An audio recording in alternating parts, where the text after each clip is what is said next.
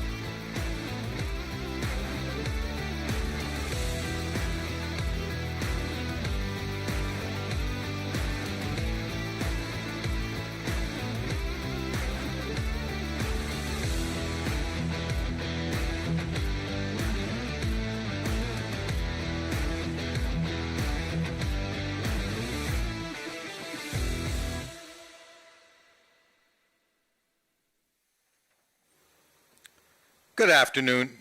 Good afternoon, everyone, and welcome to Ajax Downs on Wednesday, June the 23rd. Beautiful day. We got just blue skies today. The track is fast, and we've got no one in the stands, though, as you can see. Still under this COVID protocol. Hopefully we're going to get out of here pretty soon, and we're going to have some fans watching our exciting racing. But for now, I guess you can watch our racing at home on HPI TV. I'm Nick Kukas, your host, and my co-host, Jennifer Morrison. Where are you, Jennifer? Hello, Nick. I'm up top there, right on top of the stands in the VIP room, sequestered away here. And you're right. I mean, the stands are empty at the moment, Nick, but I'm thinking pretty soon we're going to see some people allowed in there. Hello. Hello. Well, good to see you again. And hey, you can also watch live on Facebook now on the Ajax Downs page, and it's already started, so it's pretty neat that you can watch the racing, the whole stream, all day on Facebook. Well, that's cool. Yeah, the rumor on the street is maybe July the 7th we might get lucky and have some people in the stands. Yeah. But until then, I mean, we're going to do our best to try to give you, the best that we can from here so we can give you some information on betting on some of these horses. You can see our flags. They're all blowing north. Is that north, Jen? It says 7 kilometers southwest, so it's not really. Last week it was like 20, and it was like bananas wind. Right.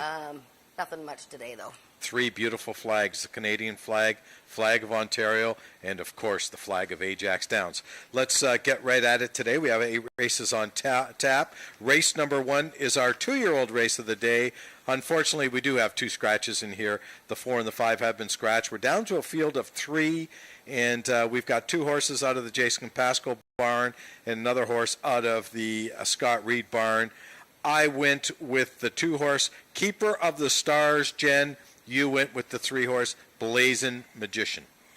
Yeah, well, I mean, so we only have 3 horses in the race, but it'll be fun to watch these horses and see how they progress. The most interesting thing about this race, Nick, of course, is the 3, Blazing Magician, okay? He's the first runner for the stallion, Maryland Magic, who competes on today's card later in the day. And Maryland Magic stands at stud out in Burlington with owner Milena Fitchen, who, by the way, is featured on the Down the Stretch podcast this week by Peter Gross, and she was quite entertaining. Blazing Magician actually had a first start, just like the other Pascoe runner, Keeping of the Stars. Forget about that race. He actually broke quite well, but within about 4 strides, he was almost sawed off and almost hit the railing, so forget about that.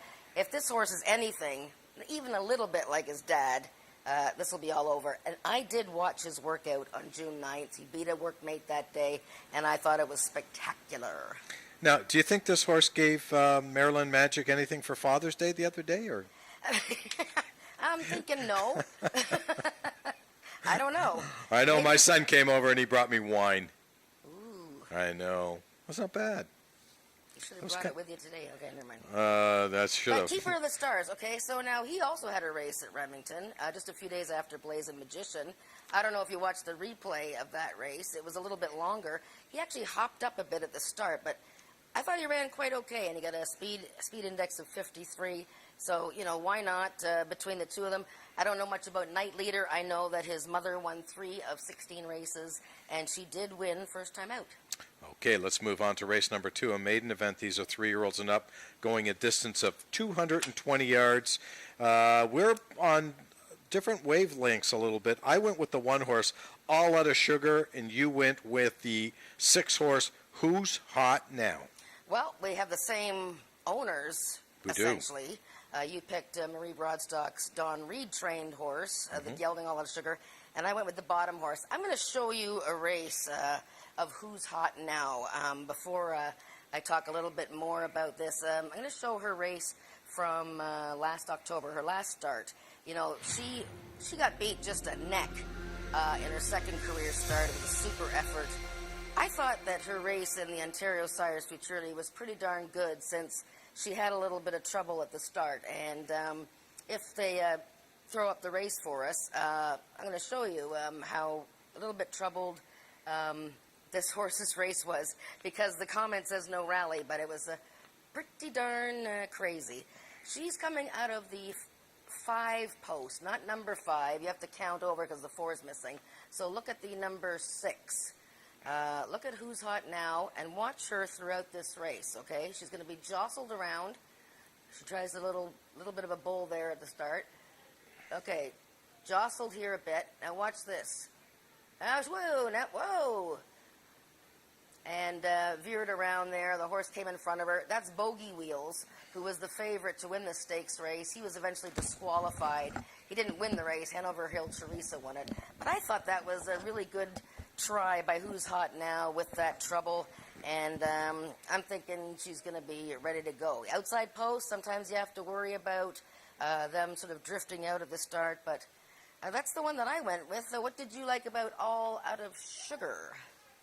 Well, I like his first start. His first start was good. Only got beat 3/4 of a length that day to Who's Hot Now was in that race. So those horses ran against each other back on September the 28th. And then they thought enough of this horse to run him in a stake race. That was him there that was veering, and then essentially right. He got bumped and then pulled up. Right.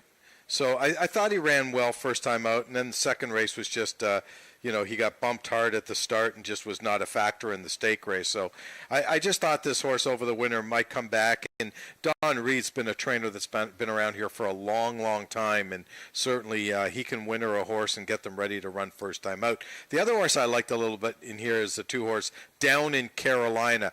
This is a 4-year-old, and I'm still a big believer in maiden races. A 4-year-old over a 3-year-old still has a bit of an advantage, a little bit more of a seasoned horse. This horse had 5 starts last year with only 1/3, but his best race was his last race, and of course comes out of the Jason Pascoe barn. Yeah, no, you have to like Down in Carolina. Maybe I should have picked him. We should mention that, of course, we have Ismail Mascara back riding today. Eddie Walton's back riding today. Cassandra Jeski's back riding today. We do not have Tony Phillips. And, of course, we have the star from opening day, Rachel Isaacs, who will carry a whip today. She didn't carry a whip on her first day of being a jockey last week, and she won 3 races. So she's on a Jason Pascoe horse in here. The very pretty gray filly, Pretty Pepper, who ran okay in her debut. But you have to like Down in Carolina, as you said, as the older maiden and coming out of a very good effort in a stakes race. Okay, let's move on to race number 3, another maiden event. These are 3-year-olds and up, going a distance of 250 yards. And in this race, we've both gone on the same horse, Rosie Perry, Craig Spada, Corey Spataro. Yeah, Rosie Perry, Craig Spada, his horses ran pretty well last week. I sort of thought maybe they'd need a race, and he did start the day off slow, but he picked it up and won the feature race. His filly, Just a Sweet Surprise, beat Country Boy in the feature. And Rosie Perry, ran so well last year. She was 3rd in a trial for the Alex Peikoff Futurity and lost all chance in the final for that race. Streaking Little Wagon, of course, a very good horse. And noticed that Craig Spada sent some of his horses to Louisiana for some workouts, and she had a very above-average workout time the end of May there. So, yeah, I think Rosie Perry is a top contender here. Yeah, it's interesting. Craig Spada's got 2 horses in this race. The other horse is the 6 horse, who both you and I did not pick, KK Blue Cartel. And you know what they say, when a trainer's got a horse and 2 horses in one race, it's usually the longer shot of the 2. And I can assure you the 6 will be a longer shot than the 3 horse. So always keep that in mind in race number 3. Let's move on to race number 4, which is an allowance event. These are 3-year-olds and up, which have never won 2 races lifetime. A little bit of a difference. I think we've reversed our picks. I've gone again with America's Rocket Man, Craig Spada, Corey Spataro, and you've gone with the one Had to Be Relentless. Yeah, these 2 hooked up in a big allowance race there. A nice $15,000 allowance race on the last day of racing in October, and Had to Be Relentless.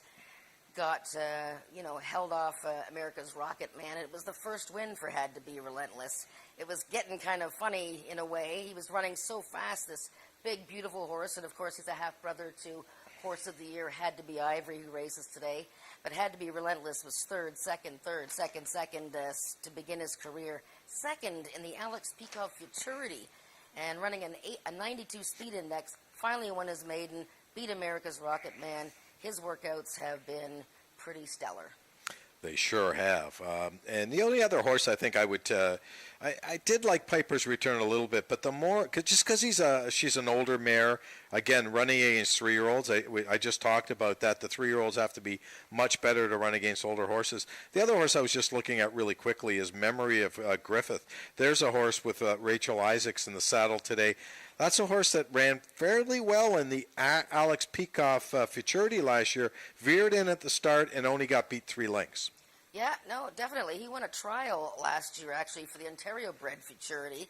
Had a little bit of issues at the gate on occasion, if I recall, and I'm not even sure that he might have been scratched at the gate once. But, veered in at the start to end the season. But he has talent. And we'll see if the Letnins can get off to a better start than they did last week when one of their horses was scratched at the gate before the last race. But, yeah, he's worth considering in the triactor. Yeah, and any thoughts on this chick Rules? I mean, I love the name. And Carol McIntyre, I mean, her horses ran great last week. She won 2 of 3 races, and Helen Vanek takes the mount on this one. Yeah, well, I couldn't really decide after America's Rocket Man and Had to Be Relentless. I kind of reached for it. I think that filly has got a lot of gumption, and she ran well when she was fresh. This chick Rules had a tremendous, very busy season last year. A lot of second-place finishes. How will she be now that she's a 4-year-old? And so I find this race very interesting as far as doing a triactor, after you get past the 2 main horses. Okay. Race number 5 is the start of our pick 4 today, races 5, 6, 7, and 8. And again, we both landed on the same horse in here, the 4-horse, Hot Like Fire, Cassandra Jeske riding for Chantal Bourgeois. Yeah, and you know what? The pick 4 paid 3 out of 4 on opening day and $135. Nick, I don't know if you had that, but it was 3 out of 4, $135 for $1 last week. So you never know with the pick 4. So, yeah, Hot Like Fire. I think you'll like the 250-yard distance in this season debut. I found it hard. I picked Hanover Hill Teresa, who surprised in the Ontario Sires Futurity last year in her 3rd career start. But Hot Like Fire, this is a 4-year-old gelding. I'm sort of leaning towards the older horses at this time. And I thought he was pretty good in the Ontario Bred Derby. The horses that were 2nd and 3rd both came back to win. Of course, One Cool Dynasty was the top 3-year-old filly, and he had finished 2nd to her in the trial in August. So I'm thinking that maybe the Chantal Bourgeois horses are ready to roll. I guess we'll find out. Yeah, we are going to find out. What about the 1-horse Bogey Wheels? Eddie Walton takes over for Tony Phillips, who's not riding today. This horse lost by a nose in the Ontario Sires Futurity last year. Again, a 3-year-old running against older horses, but this horse shows a couple of nice races. Yeah, well, we showed that replay just a little while ago, and he did only get beat a nose. It's a heavy favorite in the Ontario Sires Futurity, but of course he didn't come out of the gate very well and interfered with quite a few horses. So it'll be interesting to see how he does from the rail post. You have to like the workouts. He's another one that's gone to the States for the winter, so no doubt he's got the foundation, and he's pretty highly regarded. If you're going to pay for a horse to go to the South and train, he's obviously a horse that they hold in high regard. Okay, let's move on to race number 6, an optional claiming event, $10,000. The claiming price in here, these are for horses that have not won 2 races since June the 1st of 2020, or the claiming price of $10,000. As I mentioned, we have a field of 4 in here, and we have 1 horse in for the tag, and that, of course, is the 2-horse Channel Island Flyer. This 11-year-old wave carver, I mean, you gotta love the horse. He's made $151,000. He's had 87 starts, 13 wins, 32 seconds, and 14 thirds. I mean, wow, let's do the math real quickly. 27 plus 32 is 57 times in the money. Yeah, incredible. And he actually ran an opening weekend in the 110-yard race, but, being 11 years old, even last year as 10-year-old, a little, he needs a couple of races to get to the kinks out, of course. Yeah, this race is a bit tougher not a bit tougher than last week's race because the distance is a little bit more kind to him. But here's Maryland Magic, the horse that I was talking about. This horse has not seen a field like this in a long time, okay? This horse is in an optional claiming event, non-winners of 2 since last June. He didn't win at all last year, but he was chasing the likes of Country Boy 123, his stablemate Spy for the Senate, who's one of the top older horses.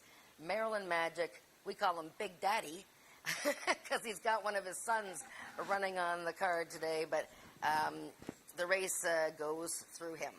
Yeah, I don't know if you know this or not. We should find out. I mean, did Maryland Magic, did he have to do any daddy duties this week before racing? I don't know. I mean, it's June. It's still breeding season, I guess. So who knows? Remember that they don't do a lot of I don't think they do much of the actual breeding. Yeah, I know. It's quarter horse racing, I know. But still, I thought, we'll throw that in there. Look, you got to give a shout out to I Am the Eagle. He's making his first start of the season.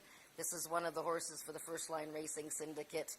He had another super season last year, 6 times in the top 3 in 7 races, and he ran well first time out. But we'll see if anybody can challenge Maryland Magic. On the topic of I Am the Eagle, just want to give about a 30-second spiel on First Line Racing Syndicate and what that is. Yeah, I mean, that's the Quarter Racing Owners of Ontario Syndicate. Started several years ago. They had a horse, won a couple races, and then they've, exchanged horses over the years. They have 2 horses now, the Kingsman and I Am the Eagle, and they've done very well. It's shares.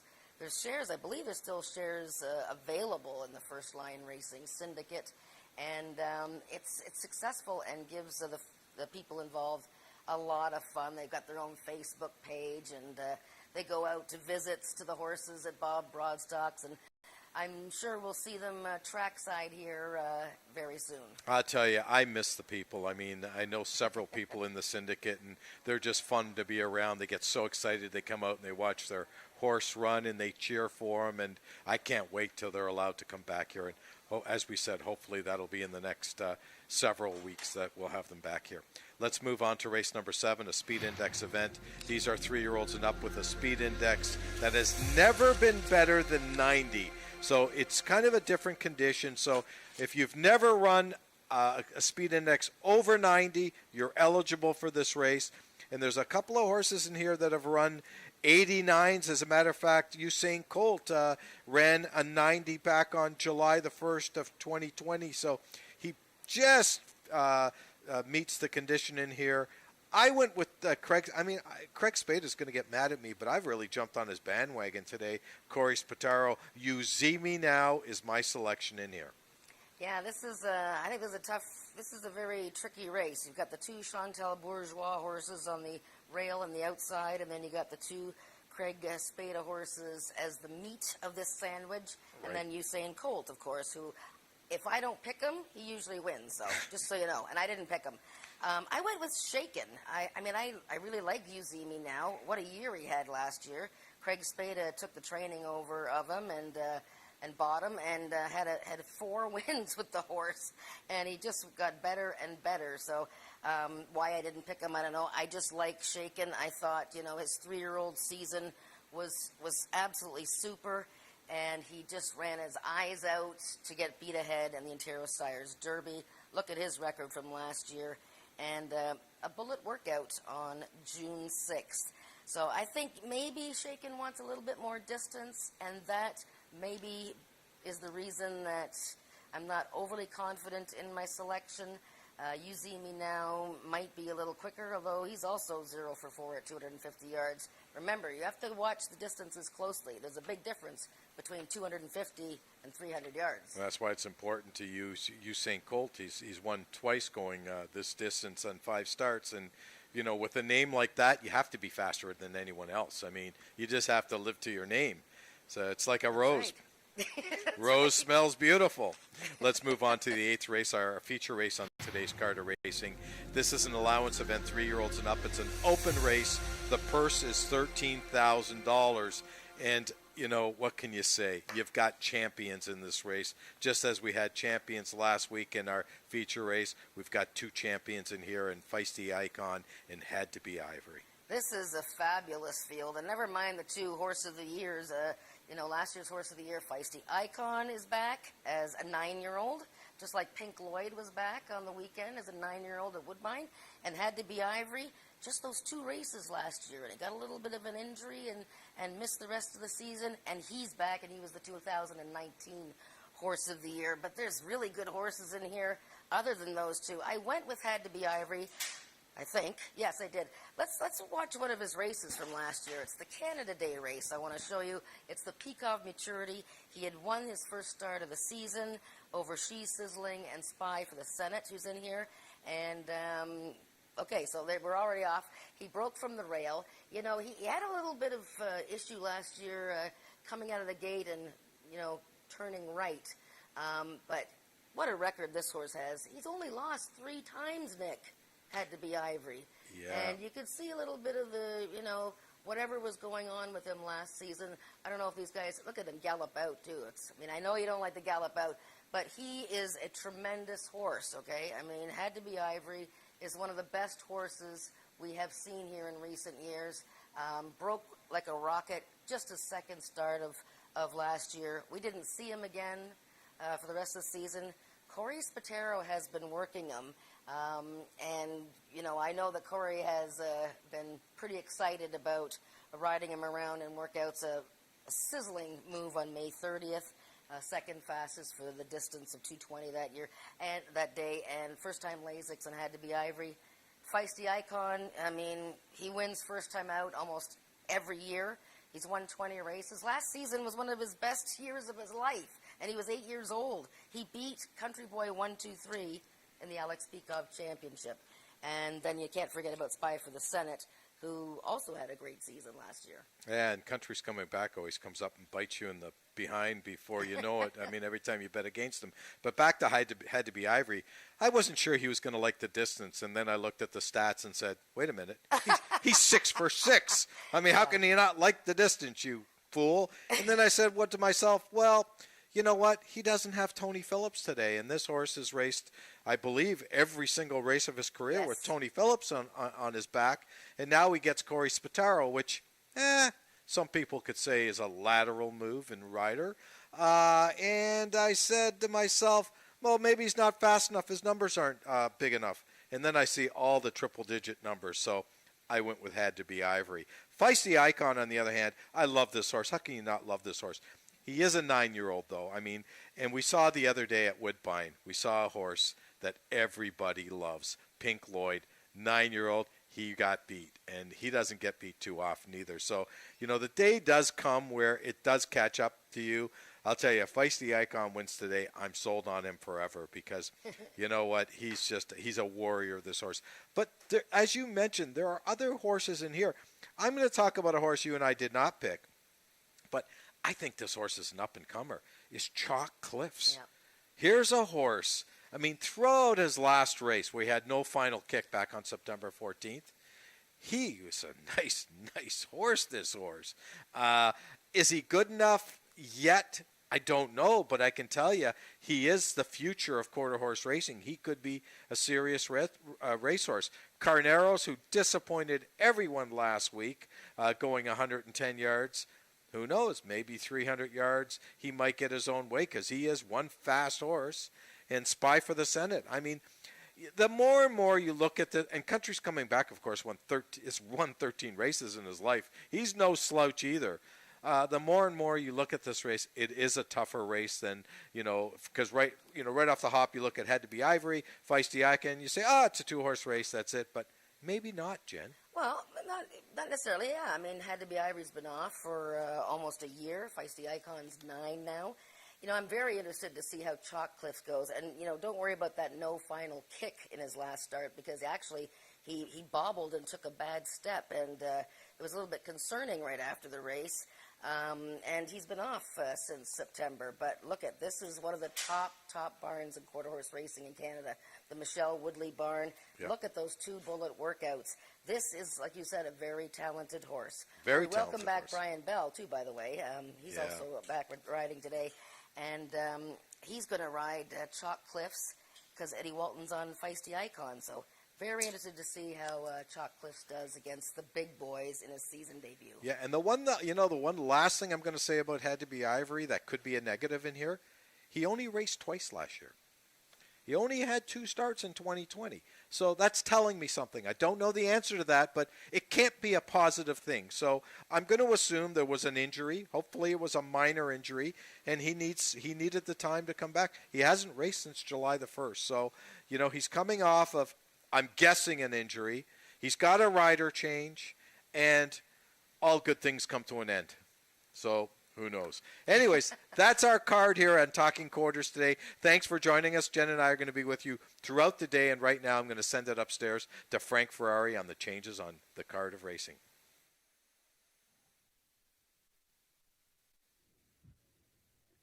Good afternoon to all of the people streaming into Ajax Downs from across North America for this afternoon's live card of racing. We have 8 races today, and the feature is going in race number 8. That's an open for 3-year-olds and upward, running for a purse of $13,000, featuring the previous 2 horses of the year.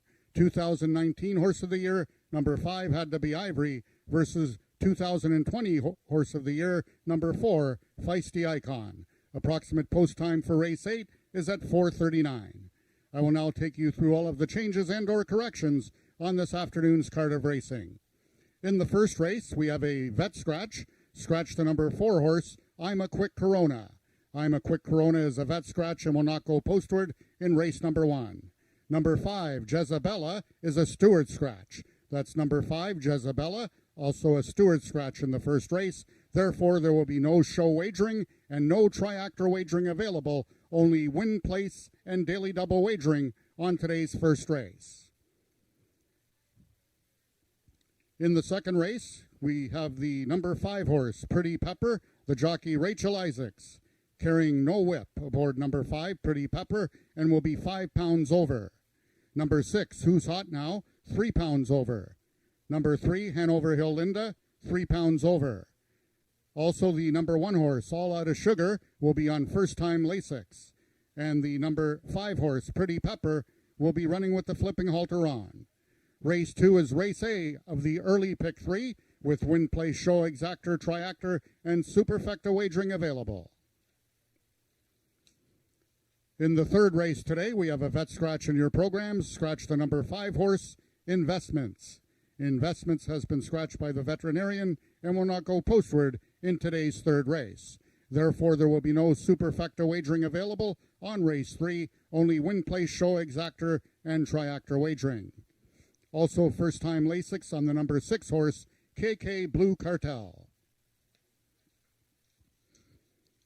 That takes us to the fourth race, the following overweights. Number 2, Piper's Return, 4 pounds over. Number 3, Memory of Griffin, jockey Rachel Isaacs will be carrying a whip aboard number 3, Memory of Griffin, and will be carrying 5 pounds over. Race number 5 this afternoon is Race A of this afternoon's Pick 4, and in that fifth race, the following overweights. Number 1, Bogey Wheels, 4 pounds over. Number 3, Princess Leia, 3 pounds over. Also, note that number 1, Bogey Wheels, will be racing with the flipping halter on. Once again, race 5, win, place, show, exactor, triactor, and superfecta wagering, and is race A of today's Pick 4. Race number 6, we have a couple scratches. The first one, the number 3, Zox to Be You. Zox to Be You is a steward scratch. Number 5, JM Southern Express, is a vet scratch. Number 5, JM Southern Express, will not go postward in race 6 due to being a vet scratch. And the following overweights, number 2, Channel Islands Flyer, 4 pounds over. Number 4, I Am the Eagle, 3 pounds over. Race 6 is Race A of the early Pick 3. However, there will be no superfecta wagering on today's sixth race, only win, place, show, exactor, and triactor wagering. Race number 7 is the first half of the late daily double. And in that seventh race, the racing with the flipping halter on, both number 1, Mom's Extravagant Heart, and number 3, Hanover Hill Sugar. That brings us to the 8th and final race of the afternoon, the on-track feature. An open for 3-year-olds and upward, running for a purse of $13,000. Once again, to mention the Two horses of the year in that race. 2019 winner number 5 had to be Ivory, and number 4, Feisty Icon, last year's winner of Horse of the Year. In that race, the following overweights: number 1, Chalk Cliffs, 3 pounds over. Number 4, Feisty Icon, 4 pounds over. Horses racing with the flipping halter on are number 2, Firing Red Jess, number 3, Carneros, and number 6, Spy for the Senate. Race 8 offers Wind Play Show, Exactor, and Triactor wagering. The main track conditions are listed as fast. It's 21 degrees Celsius, 70 degrees Fahrenheit, and the wind this afternoon is coming from the south at a light 6 miles per hour at 10 kilometers an hour. So the horses will be running with a tailwind. Those are the changes thus far in your program. Any further changes or corrections will be given to you before each race. Post time for race 1 is at 1:30 in 9 minutes.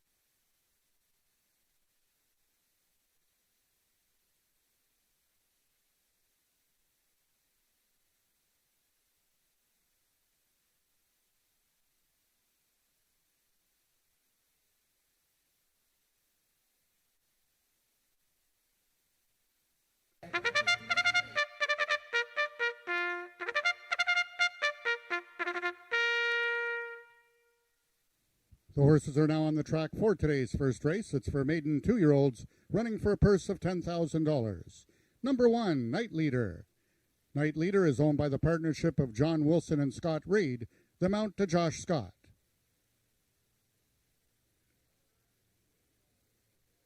Number 2 is Keeper of the Stars, owned by Belinda Taggart, Helen Vanek in the irons. And completing the field in race 1, number 3 is Blazin' Magician, owned by Milena Fitchin and ridden by jockey Eddie Walton. Scratch both number 4, I'm a Quick Corona, a vet scratch, and number 5, Jezebella, a steward scratch.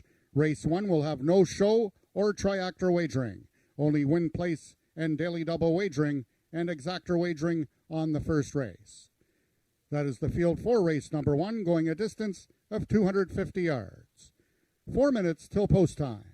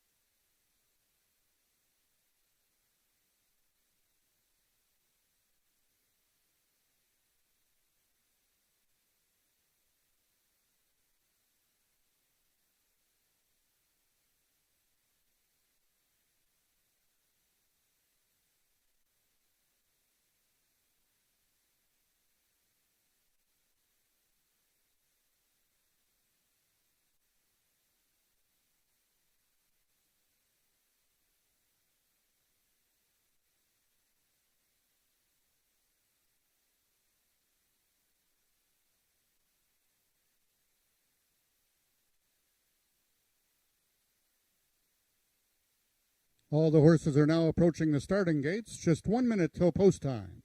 They'll be loading shortly.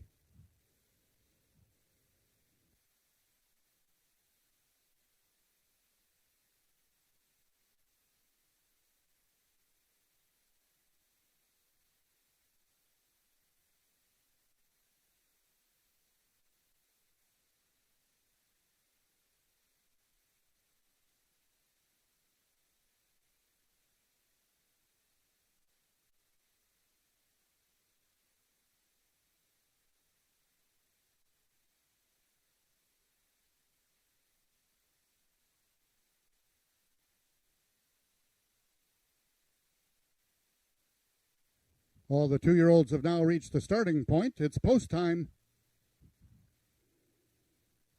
Number 1, Night Leader, the first one in, making its lifetime debut. Jockey Josh Scott aboard for trainer Scott Reed. Number 2 is Keeper of the Stars, one of 2 in this field for Jason Pascoe. Jockey Helen Vanek aboard. And the last one to load will be the other Jason Pascoe horse. That's Blazing Magician.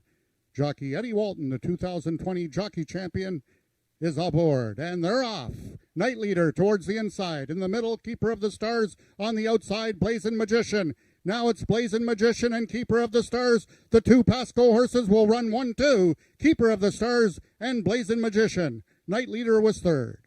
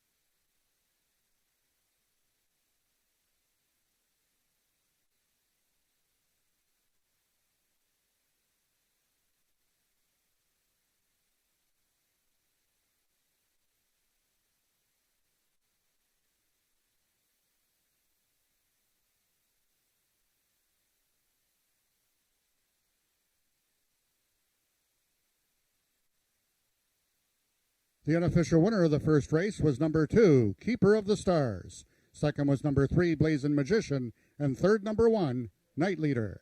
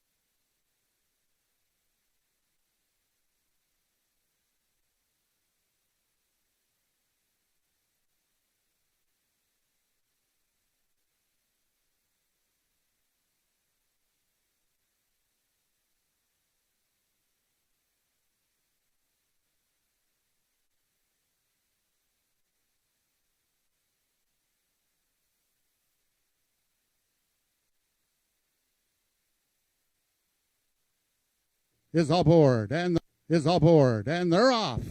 Is aboard and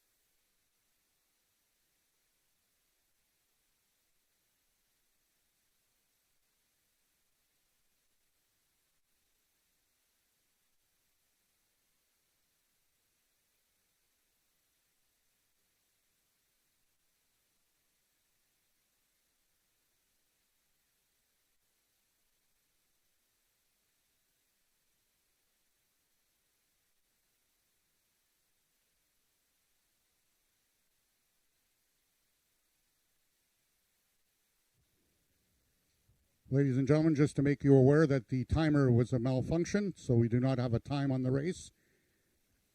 And the results will be official momentarily. However, there was a malfunction with the timer, therefore no times available. The results of the first race are now official. The winner is number 2, Keeper of the Stars, 2-year-old Bay Gelding by Starfire Dash out of Dazzlin' Lady by Stel Corona. Both bred and owned by Belinda Taggart, Keeper of the Stars is trained by Jason Pascoe and ridden to victory by jockey Helen Vanek. Second was number 3, Blazing Magician, and third, number 1, Night Leader. Rechecking from top to bottom, order of finish in your program should read 3-1-2, Vet Scratch, Stewart Scratch. Those are the total results of the first race. In this upcoming second race, we have the following overweights. Number 3, Hanover Hill Linda, 3 pounds over. Number 5, Pretty Pepper, 5 pounds over. Also, Rachel Isaacs, the rider of number 5, Pretty Pepper, will be riding without a whip. Number 6, Who's Hot Now, 3 pounds over. Horses racing with the flipping halter on in race 2 are number 5, Pretty Pepper. Race 2 is race A of this afternoon's early pick 3, with Win Place Show Exactor, Triactor, and Superfecta wagering available.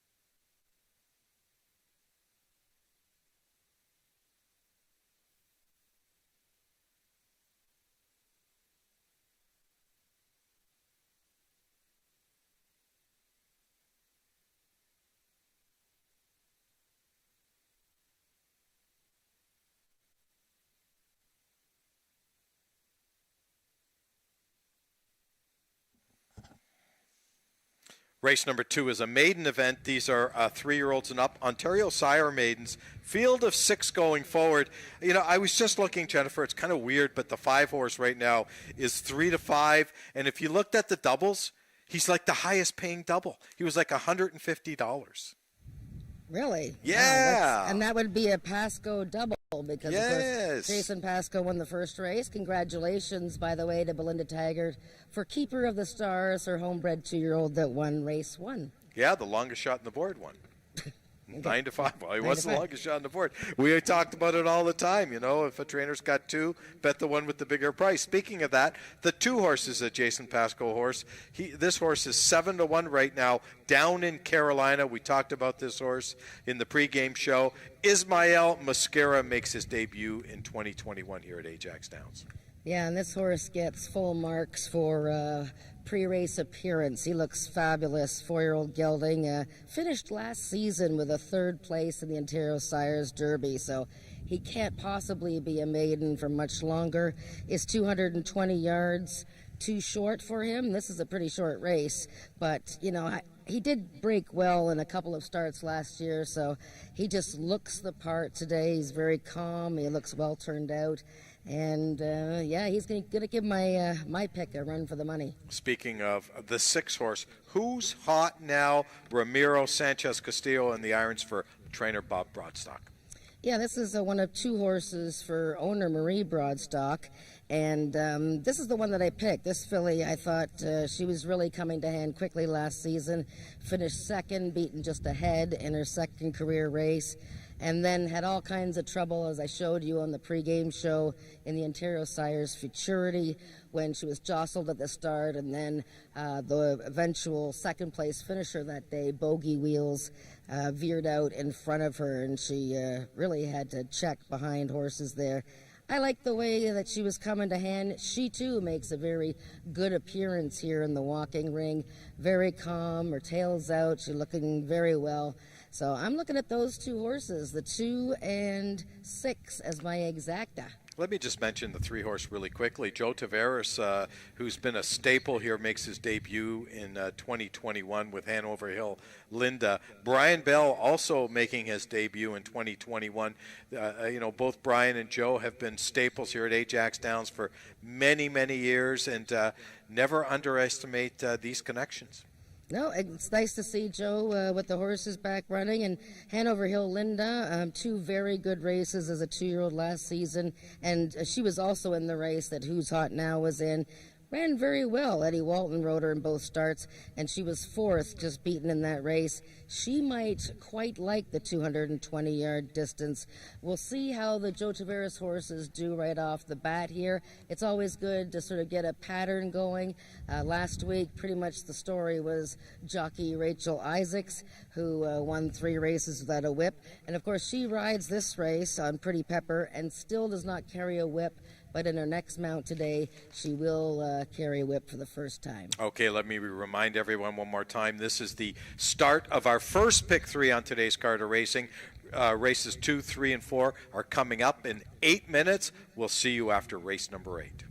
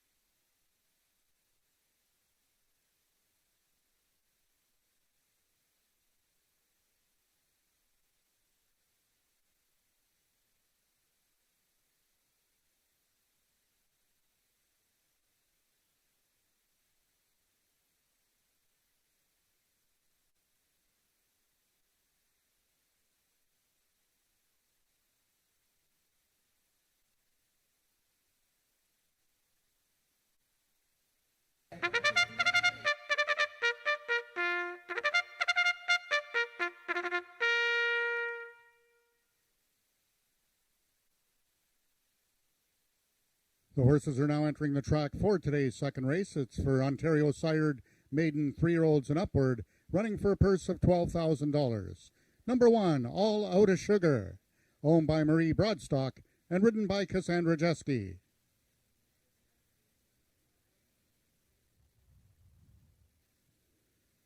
Number 2 is Down in Carolina, owned by Emily Obu, Ismail Mosquera in the saddle. Number 3 is the Peacock Cattle Company's Hanover Hill Linda, the jockey Brian Bell. Number 4 is Kit's a Winner, owned by Earl Foster, the Mount de Max Badal.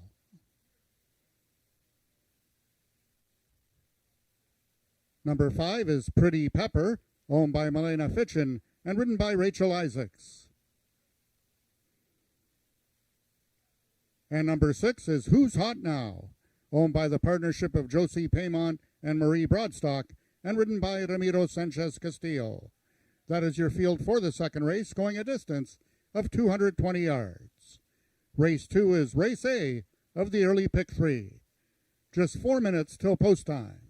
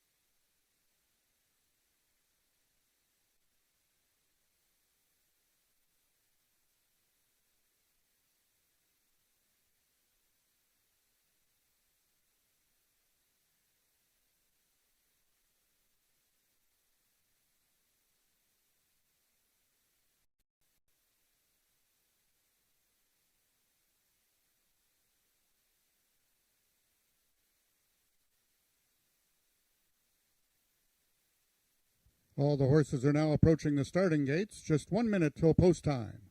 They'll be loading shortly.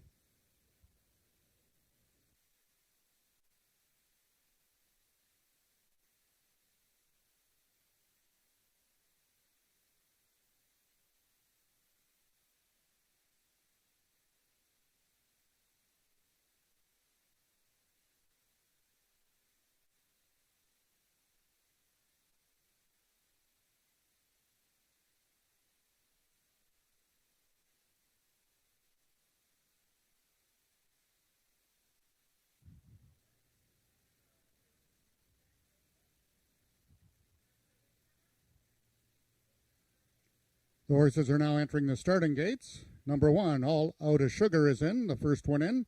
1 of 2 in the field for Marie Broadstock and Cassandra Jeske, making her 2021 riding debut. Number 2 is Down in Carolina, the lone 4-year-old in this field. Ismail Mosquera making his 2021 seasonal debut. 3 is Hanover Hill Linda. 1 of 4 fillies in the field, jockey Brian Bell making his seasonal debut. Number 4 is Kitsa Winner. Jockey Max Bedell making his seasonal debut. Number 5 is Pretty Pepper, apprentice Rachel Isaacs, the leading rider at the meet so far with 3 winners, looking to add to her total.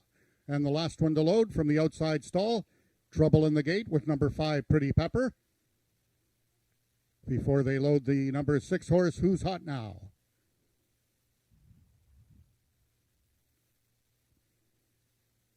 Who's Hot Now is in. They're at the post, and they're off in the center of the track. Hanover Hill Linda, best of all, at the break. Away second on the extreme outside is Who's Hot Now, and towards the fences Down in Carolina, but Hanover Hill Linda wins it. We're going to have a place photo between Who's Hot Now and Kitsa Winner, and Down in Carolina finished 4th.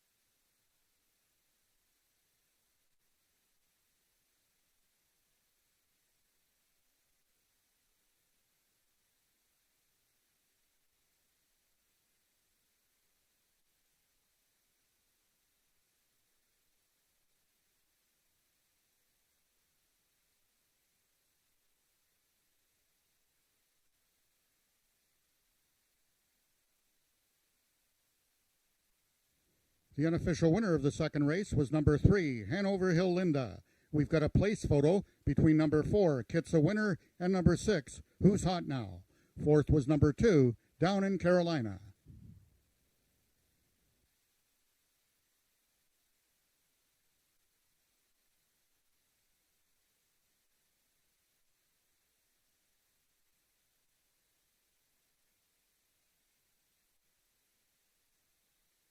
In the place photograph, it was number 4, Kitsa Winner, finishing 2nd. 3rd was number 6, Who's Hot Now.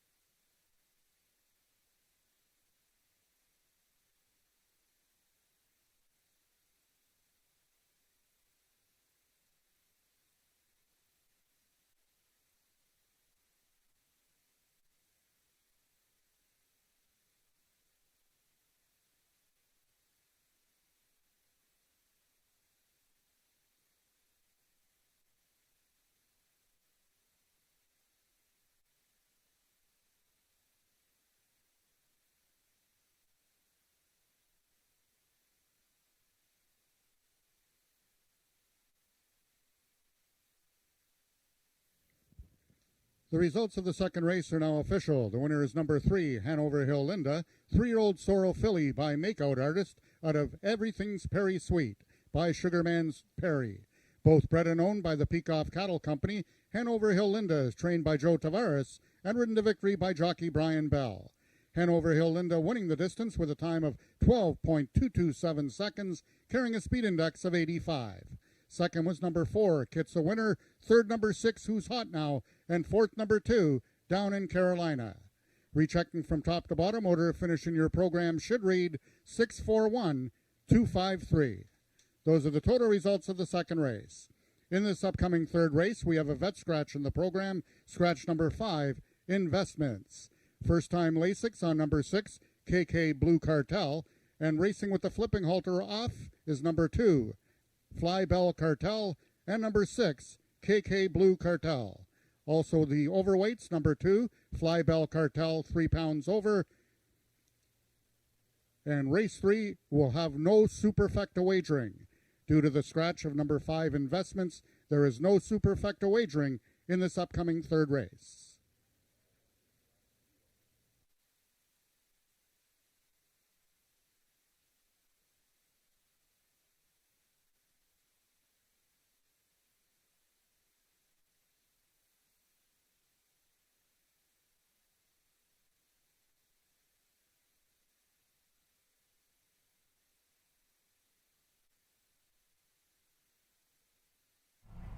Hi, we are here with the winners of race 2 at Ajax Downs for a beautiful, beautiful June day, June 23rd. Congratulations to the Peacock Cattle Company for their homebred filly, Hanover Hill Linda. Well-prepared trainer Joe Tavares. And welcome back, Brian Bell. Brian missed the first day of the season. How are you doing, Brian? How was your winter?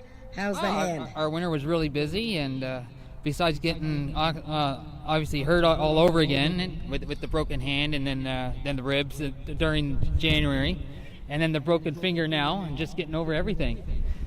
My goodness, we're going to have to wrap you in bubble wrap.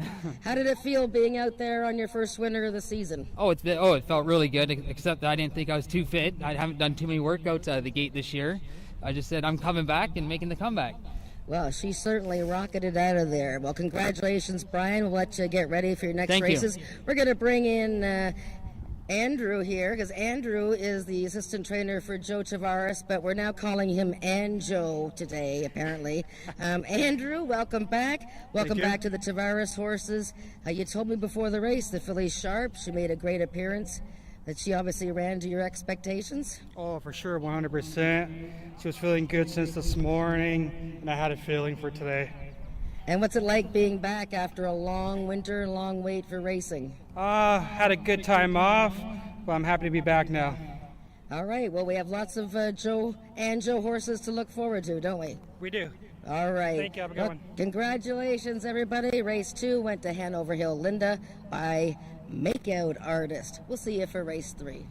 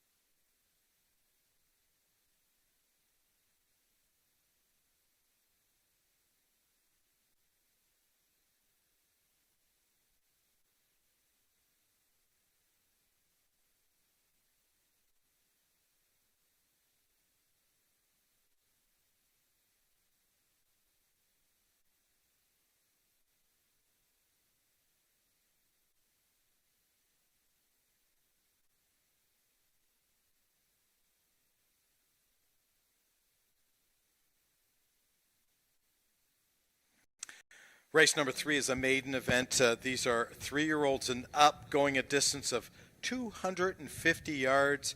And we've got a big favorite in here, the 4-horse Heavenly Fighter is currently on the board at 1-2. I didn't pick this horse. You didn't pick this horse. What are we missing here? Well, let's see. I'm going to think that maybe part of it is the fact that Amanda McCormick, very good trainer, already hit the board with the first starter.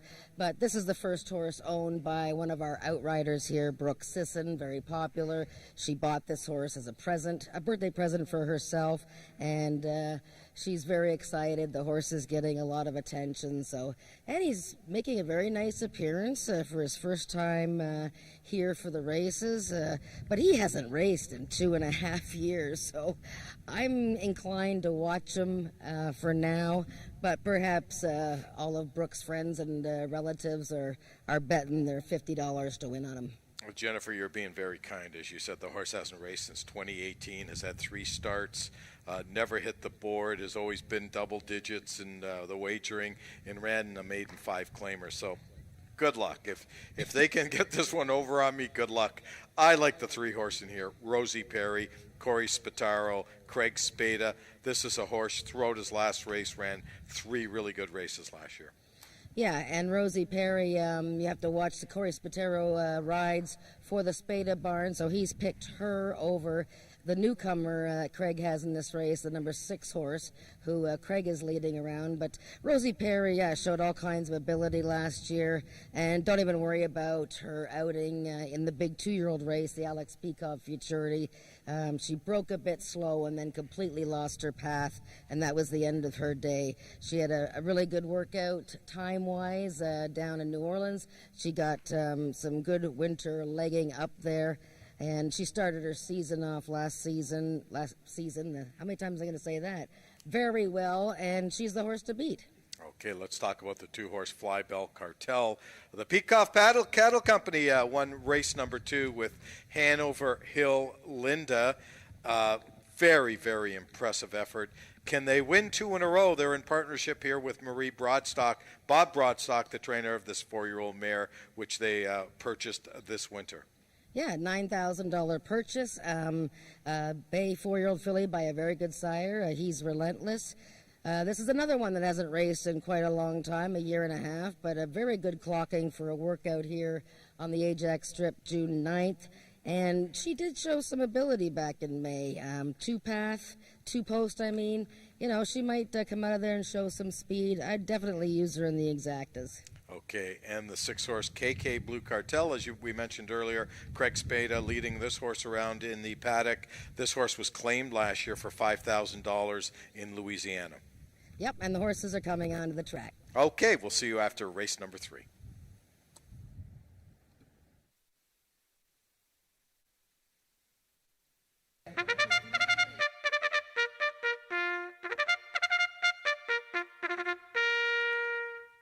The horses are now entering the track for today's 3rd race. It's for maiden 3-year-olds and upward, running for a purse of $10,000. Number 1, Awana Corona, owned by Debbie Slater and ridden by jockey Neil Husbands. Number 2 is Fly Bell Cartel, owned by the partnership of Peacock Cattle Company and Marie Broadstock, Ramiro Sanchez Castillo in the irons.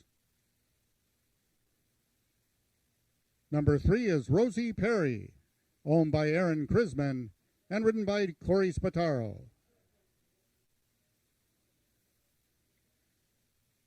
Number 4 is Heavenly Fighter, owned by Brooke Sisson. The jockey is Ismael Mosquera. Scratch number 5, Investments. And completing the field is number 6, KK Blue Cartel, owned by the partnership of Craig Spada and Doug Hart. Helen Vanek aboard. That is your field for the 3rd race, going a distance of 250 yards. Only win, play, show, exactor, and triactor wagering, no superfecta wagering in this upcoming 3rd race. 5 minutes till post time.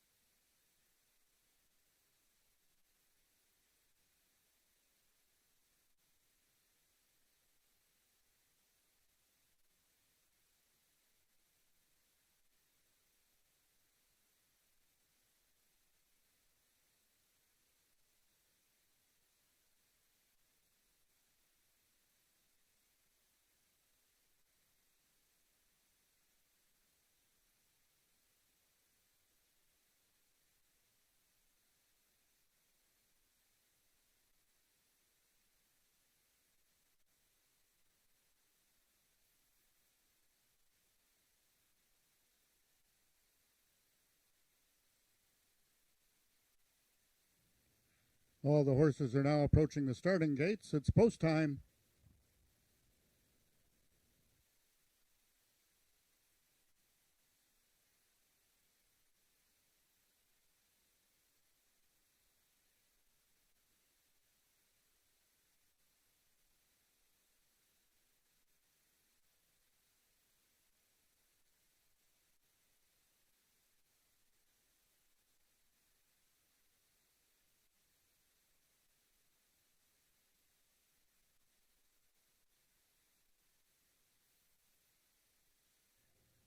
The horses are now entering the starting gates. Number 1, Wanna Corona is in.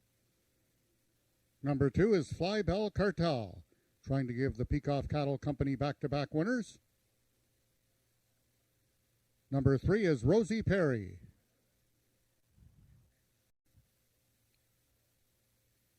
Number 4, that's Heavenly Fighter, making his Ajax Downs debut. And the last one in, 6 is KK Blue Cartel. They are at the post. And they're off. Fly Bell Cartel got away quickly. On the outside, second is Heavenly Fighter. And the extreme outside, KK Blue Cartel. It's KK Blue Cartel and Fly Bell Cartel, the two cartels. And it's KK Blue Cartel, the winner. Second was Fly Bell Cartel. And Rosie Perry completes the triactor, 6-2-3 unofficial in race 3.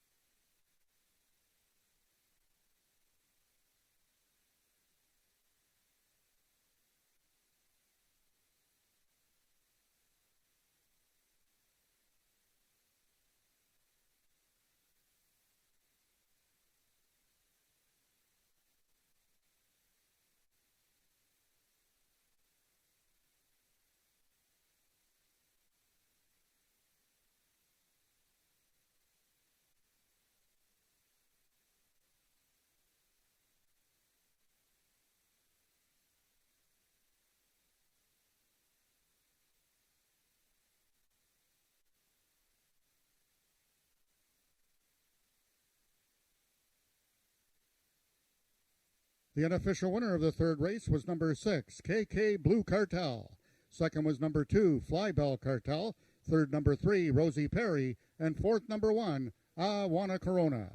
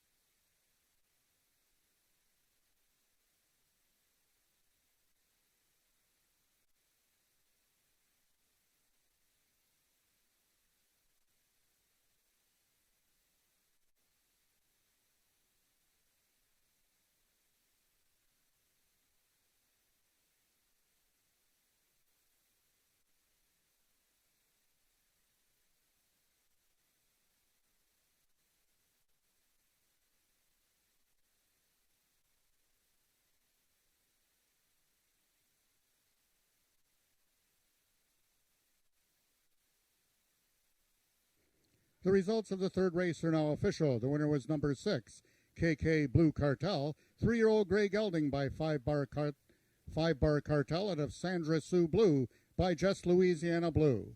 Foaled in Louisiana by KK Horse Racing, KK Blue Cartel is owned by the partnership of Craig Spada and Doug Hart, trained by Craig Spada, and ridden to victory by jockey Helen Vanek, her second winner on the card.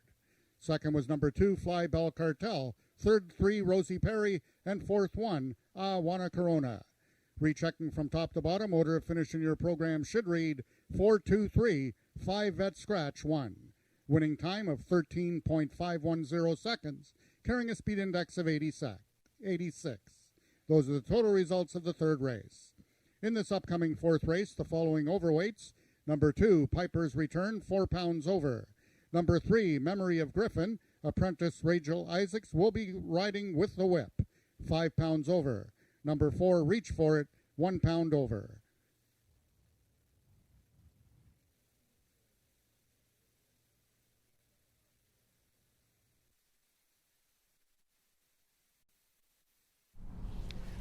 Can I pull my mask down? Yes, you can.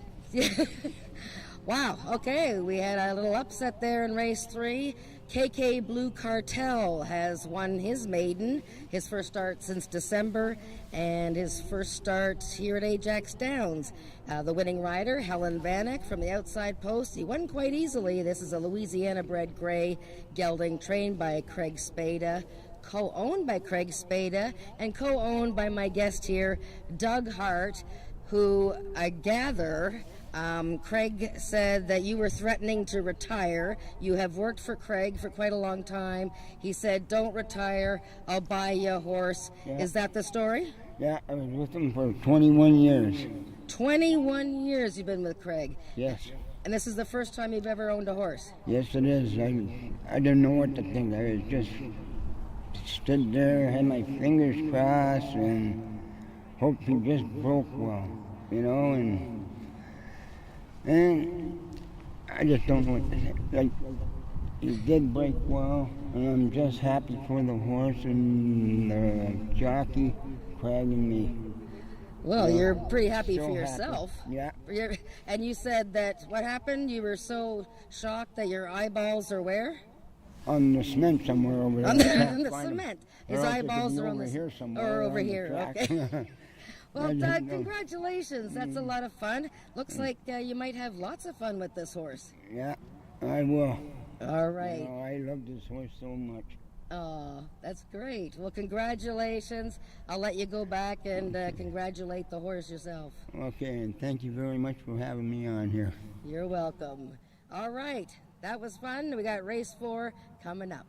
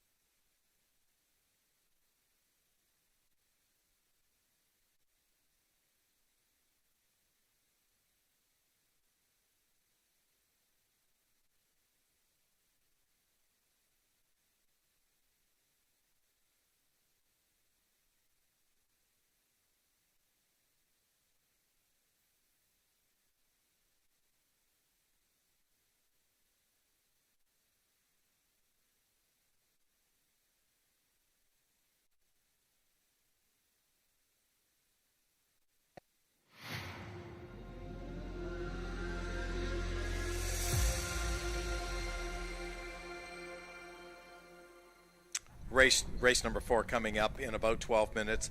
This is an allowance race. These are 3-year-olds and up, which have never won 2 races lifetime.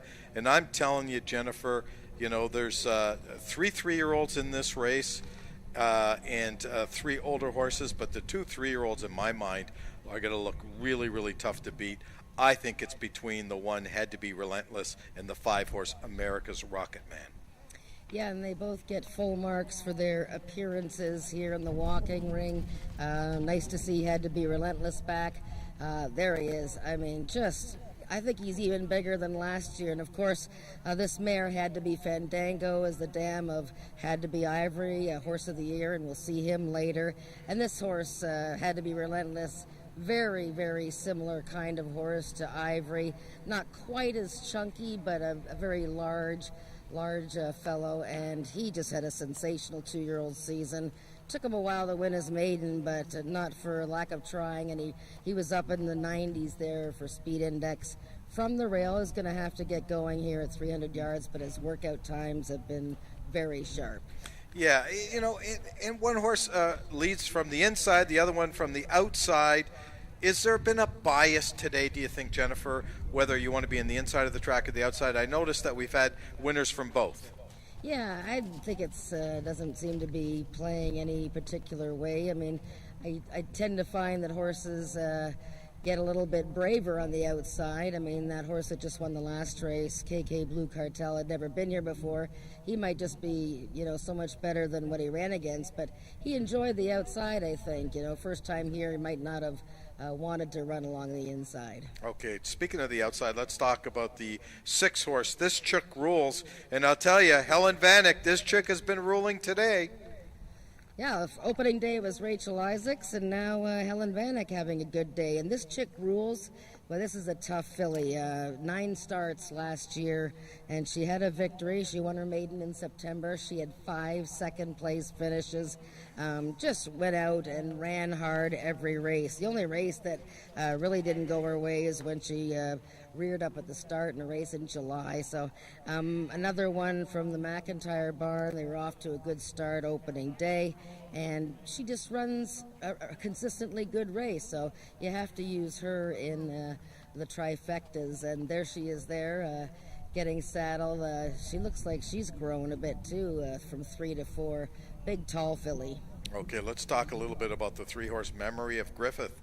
Rachel Isaacs, who was on fire last week, is looking for her first win today. And she's carrying a whip for the first time, so Memory of Griffin, a good 2-year-old last season. He won a trial for the Ontario Bred Futurity, but then had a little bit of a slow start in the actual final. Did okay behind Had to Be Relentless in the trial and the final of the Alex Peikoff Futurity. Pretty good workout time, above average. We'll see how he goes in here. I wanted to mention, too, because I hadn't talked about the 5 America's Rocket Man, because Craig Spada just won the last race. It just looks like he's ready to go. I mean, he is just like a keg of dynamite out here. He's very controlled energy, but yeah, watch out for the 5. He just looks super. Okay, there are 7 minutes to race number 4. Horses will be on the track. Both Jennifer and I will be with you for the run-up to race number 4.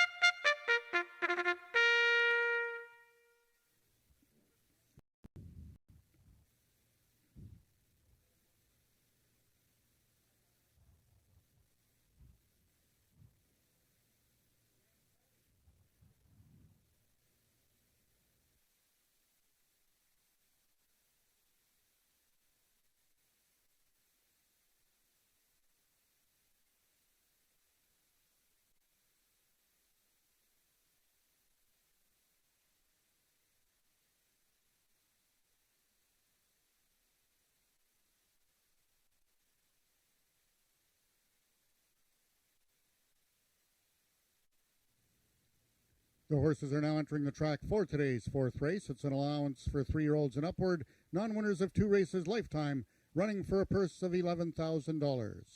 Number 1, Had to Be Relentless, owned by the partnership of Carol and Jamie Robertson, and ridden today by jockey Ismael Mosquera. Number 2 is Piper's Return, owned by Les Baker, and ridden by Ed Walton.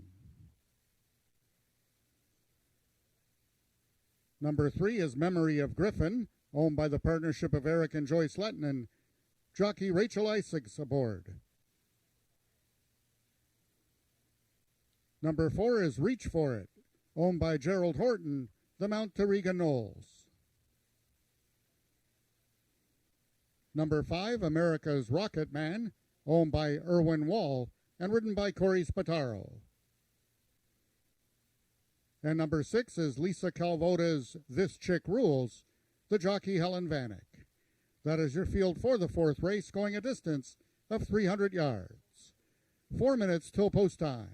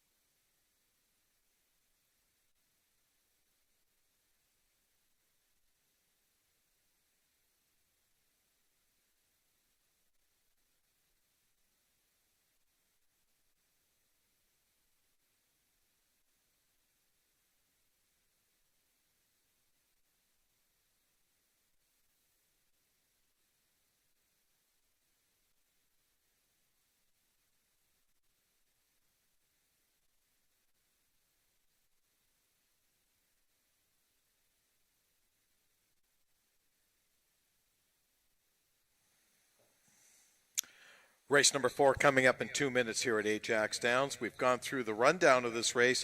Jen, was there anything that you saw in post-parade or now leading up to the gate that maybe caught your eye? Well, just like I said, as they're coming out of the walking ring, number 5, America's Rocket Man, just looks superb. This little colt, you know, he's a little pocket rocket, and he just looks like he's, like I said, dynamite today. Had to Be Relentless is beautiful and on his toes, looking very strong. Nothing wrong with his appearance whatsoever. He has the rail. He's a much bigger horse. America's Rocket Man, a lot more compact. The only other thing I noticed is the 4, Reach For It. She was getting a little bit hot. I mean, it's warm enough here today. She was just getting a little bit hot. Okay, well, we're going to find out very soon whether the 3-year-olds can outrun the older horses today and race number 4. Horses will be at post very shortly. Good luck with your wagering.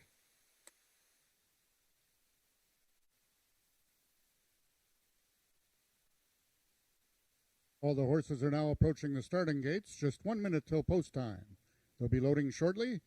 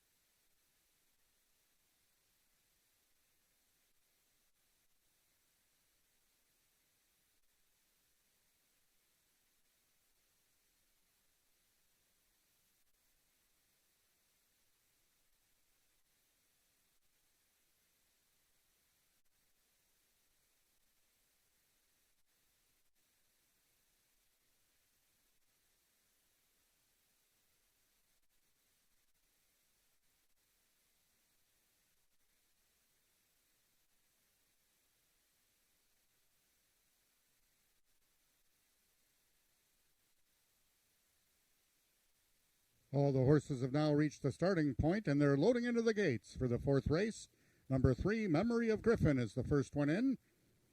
Jockey Rachel Isaacs, the apprentice, riding for the first time in her career with a whip.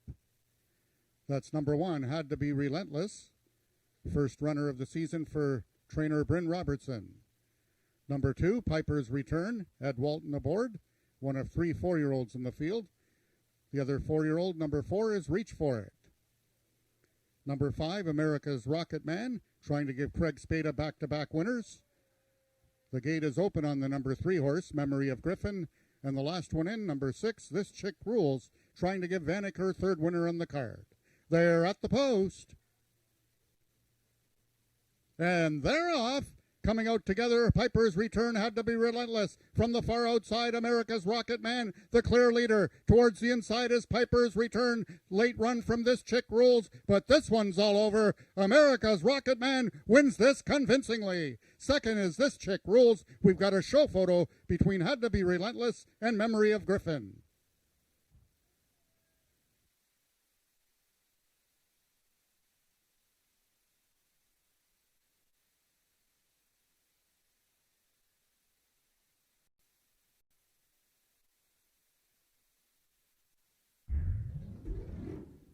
And they're off. Coming out together, Piper's Return, Had to Be Relentless. From the far outside, America's Rocket Man, the clear leader.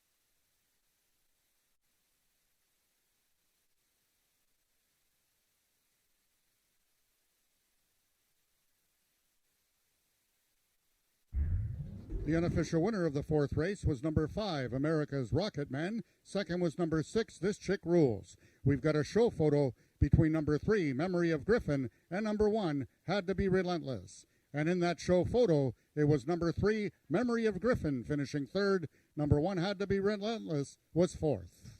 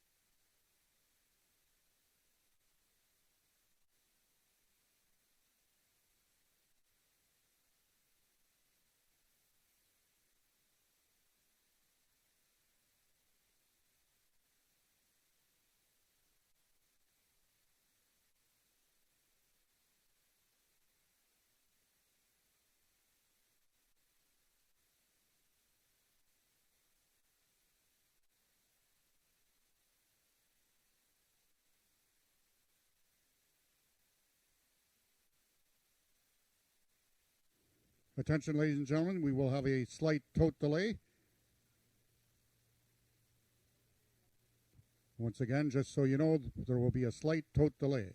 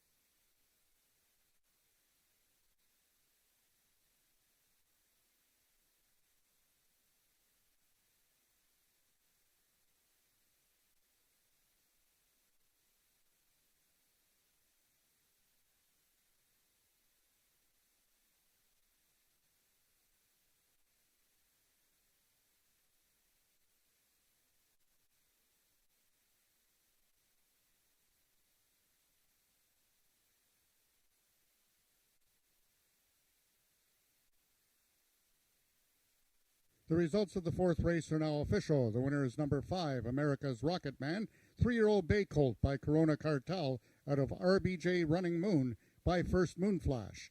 Foaled in Texas and also owned by Irwin Wall, America's Rocket Man is trained by Craig Spada, back-to-back winners for trainer Craig Spada, and ridden to victory by jockey Corey Spataro. America's Rocket Man winning the distance with a time of 15.545 seconds, carrying a speed index of 90. Second, number 6, This Chick Rules. Third, number 3, Memory of Griffin. And fourth, number 1, Had to Be Relentless. Rechecking from top to bottom, order of finish in your program should read 453-612. Those are the total results of the fourth race. In this upcoming fifth race, the following overweights. Number 1, Bogey Wheels, is 4 pound over and will be running with the flipping halter on. Number 3, Princess Leia, 3 pounds over. And number 6, Hanover Hill Viola, 3 pounds over. This upcoming fifth race is race A of this afternoon's Pick 4.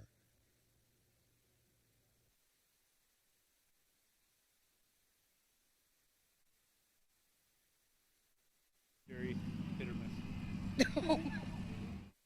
Are we ready? Oh, hello. Guess we're ready. America's Rocket Man.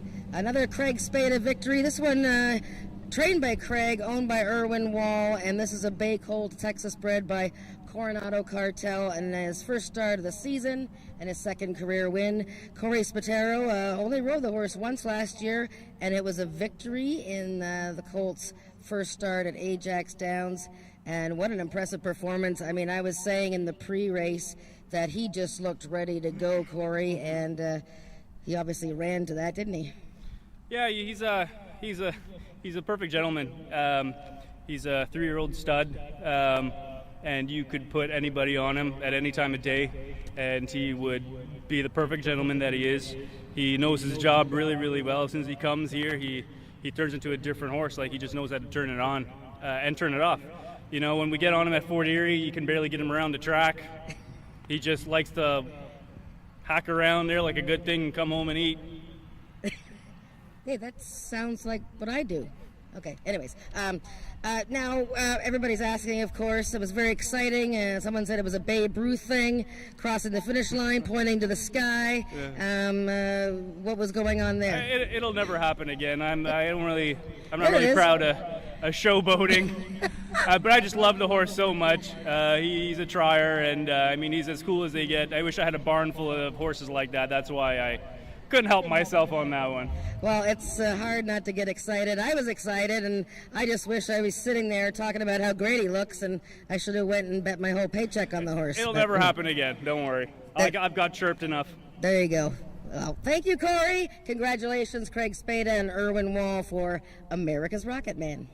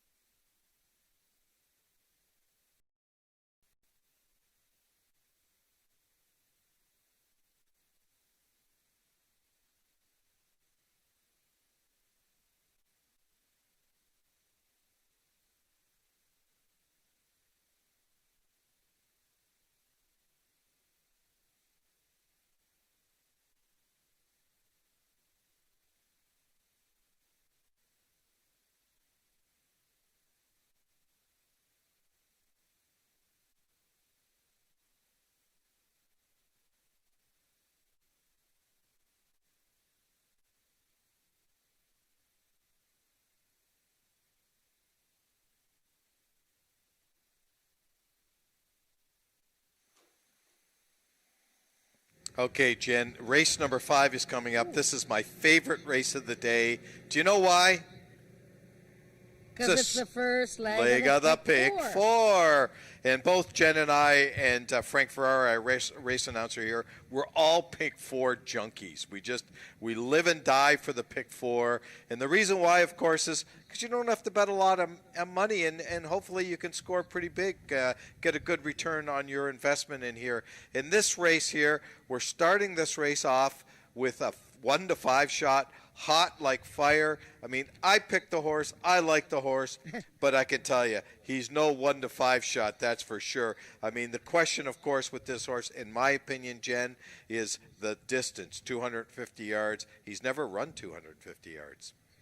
Yeah, and, with all these horses coming off the layoff, you're not really sure whose horses are, razor sharp, ready to go. Now, we were delayed the start of the season, so most horses should be ready to go. But I agree, he's not a 2 to 5 shot, but he showed a lot of ability last year. He's a 4-year-old racing against some 3-year-olds. Now, of course, you were looking at that in the last race, and the 3-year-old beat some older horses. So maybe the 3-year-olds and the 4-year-olds are pretty much on an even plane now because we're almost in July already. But hot like fire, a contender in here. He's certainly not 2 to 5. I expect his odds to go up, but raced just 4 times last year. He didn't win, but boy, running against the likes of One Cool Dynasty, who was the year's top 3-year-old filly, and there's no One Cool Dynasties in this race. That's for sure. Let's talk about the 2-horse and the 6-horse. Hanover Hill Viola,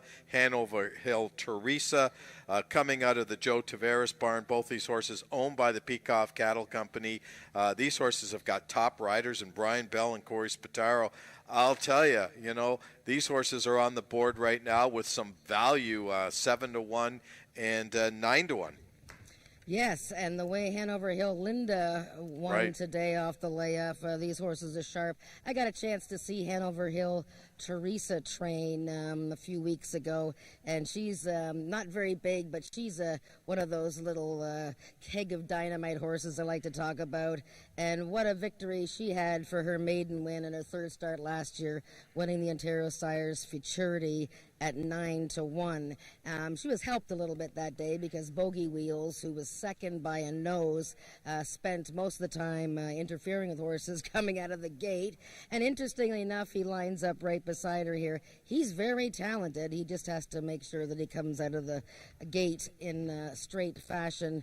And the other Joe Tavares horse, Hanover Hill Viola, very quick. She won her maiden 2nd time out last year over a horse by the name of Signature Eyes, who I'm very excited to see make his 2nd career start, hopefully coming up soon. Let's talk about the other 3-year-old in here, Bogey Wheels. Ed Walton riding for trainer Barry Wood.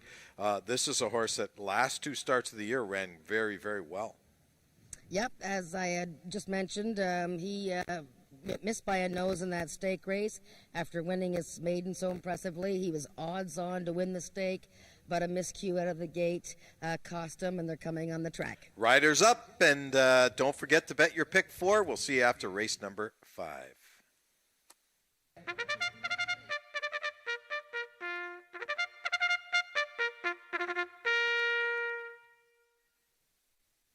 The horses are now entering the track for today's 5th race. It's an allowance for Ontario sired 3-year-olds and upward, non-winners of 2 races lifetime, running for a purse of $13,000. Number 1, Bogey Wheels, owned by James Bogar and ridden by Ed Walton. Number 2 is the Peacock Cattle Company's Hanover Hill Teresa, the mount to Corey Spataro. Number 3 is Princess Leia, owned by Marie Broadstock and ridden by Ramiro Sanchez Castillo. Number 4, Hot Like Fire, owned by Chantal Bourgeois, Cassandra Jeske in the saddle. Number 5 is Magic Down There, owned by John Wilson, the jockey Josh Scott. And number 6 is also the Peacock Cattle Company's Hanover Hill Viola, ridden today by jockey Brian Bell. That completes the field for race number 5 for 3-year-olds and upward, going a distance of 250 yards. 5 minutes till post time. Race 5 is race A of today's Pick 4.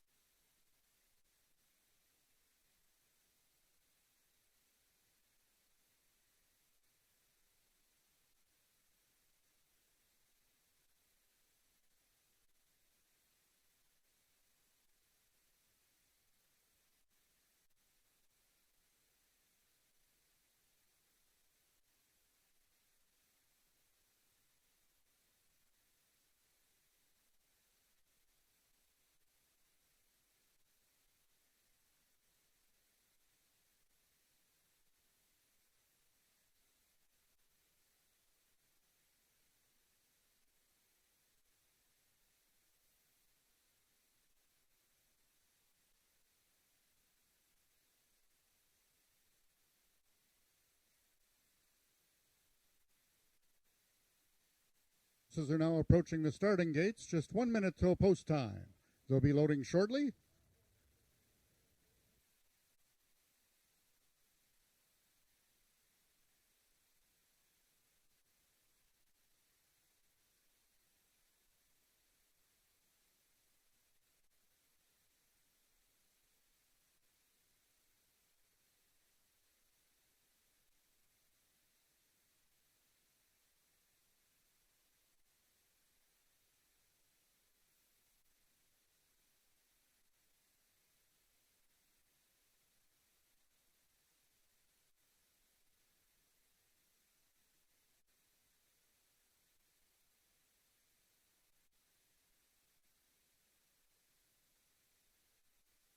They're now entering the starting gates. Number 1, Bogey Wheels, the first one in from the inside stall.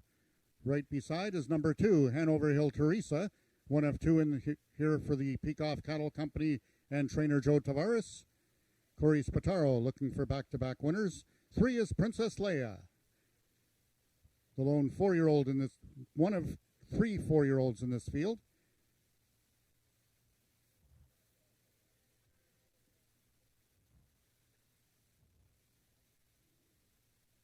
Number 4 is Hot Like Fire. First horse out for Chantal Bourgeois. Number 5 is Magic Down There. And the last one in will be number 6, Hanover Hill Viola. They're at the post.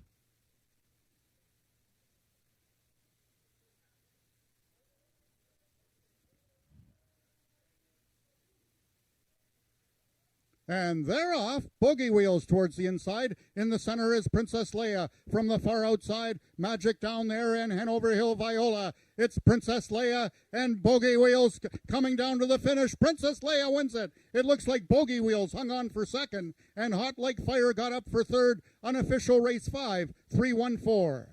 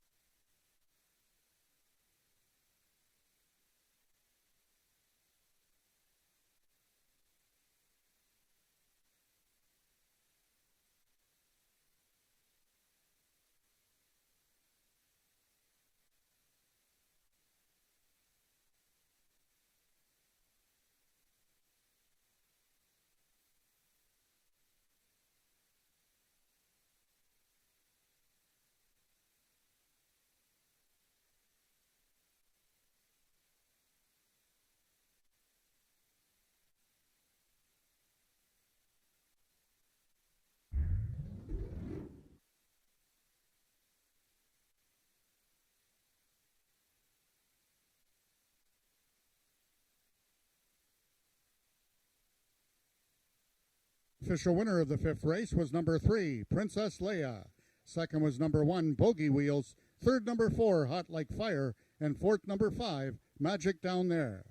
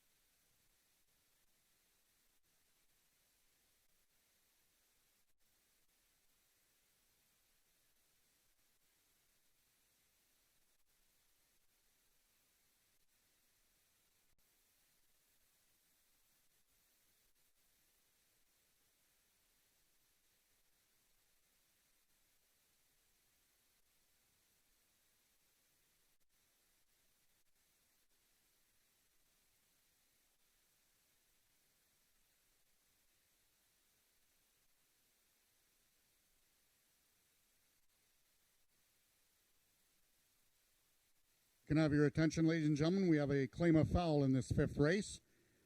The unofficial sixth place finisher, number 2, Hanover Hill Teresa.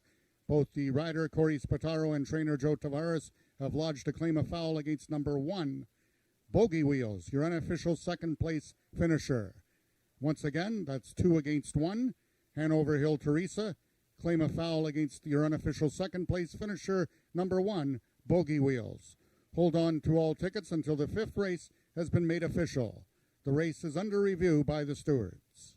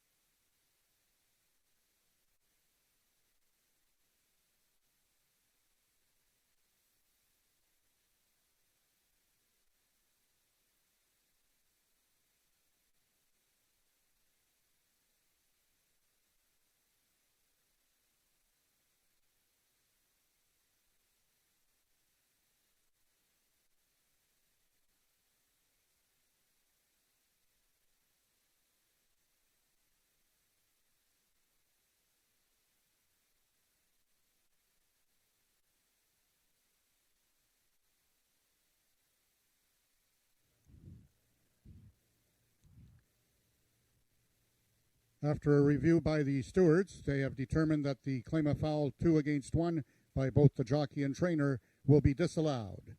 We will be official momentarily with the numbers on the board. 3145, the claim of foul was disallowed.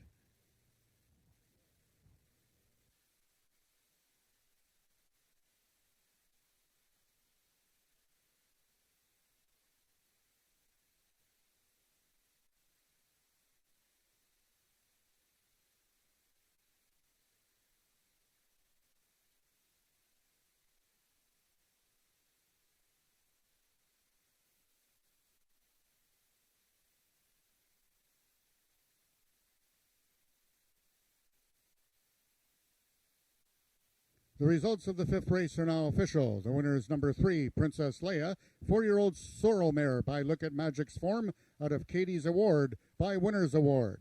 Both bred and owned by Marie Broadstock, trained by Bob Broadstock, and ridden to victory by jockey Ramiro Sanchez Castillo. All of them is their first win of the 2021 season. Princess Leia winning the distance with a time of 13.468 seconds, carrying a speed index of 87. Second, number 1, Bogey Wheels. Third, number 4, Hot Like Fire. And fourth, number 5, Magic Down There. Rechecking from top to bottom, order of finish in your program should read 261-345. In this upcoming sixth race, we have a couple scratches. Number 3, Zoxtabiu, is a Stewart scratch. And number 5, JM Southern Express, is a vet scratch. And the following overweight, number 2, Channel Islands Flyer, is 4 pounds over. Also running with the flipping halter on are number 4, I Am the Eagle, and number 6, It Takes Two to Tango. Race 6 is Race A of the late pick 3. Also, there will be no superfecta wagering due to the 2 scratches. No superfecta wagering in this upcoming sixth race.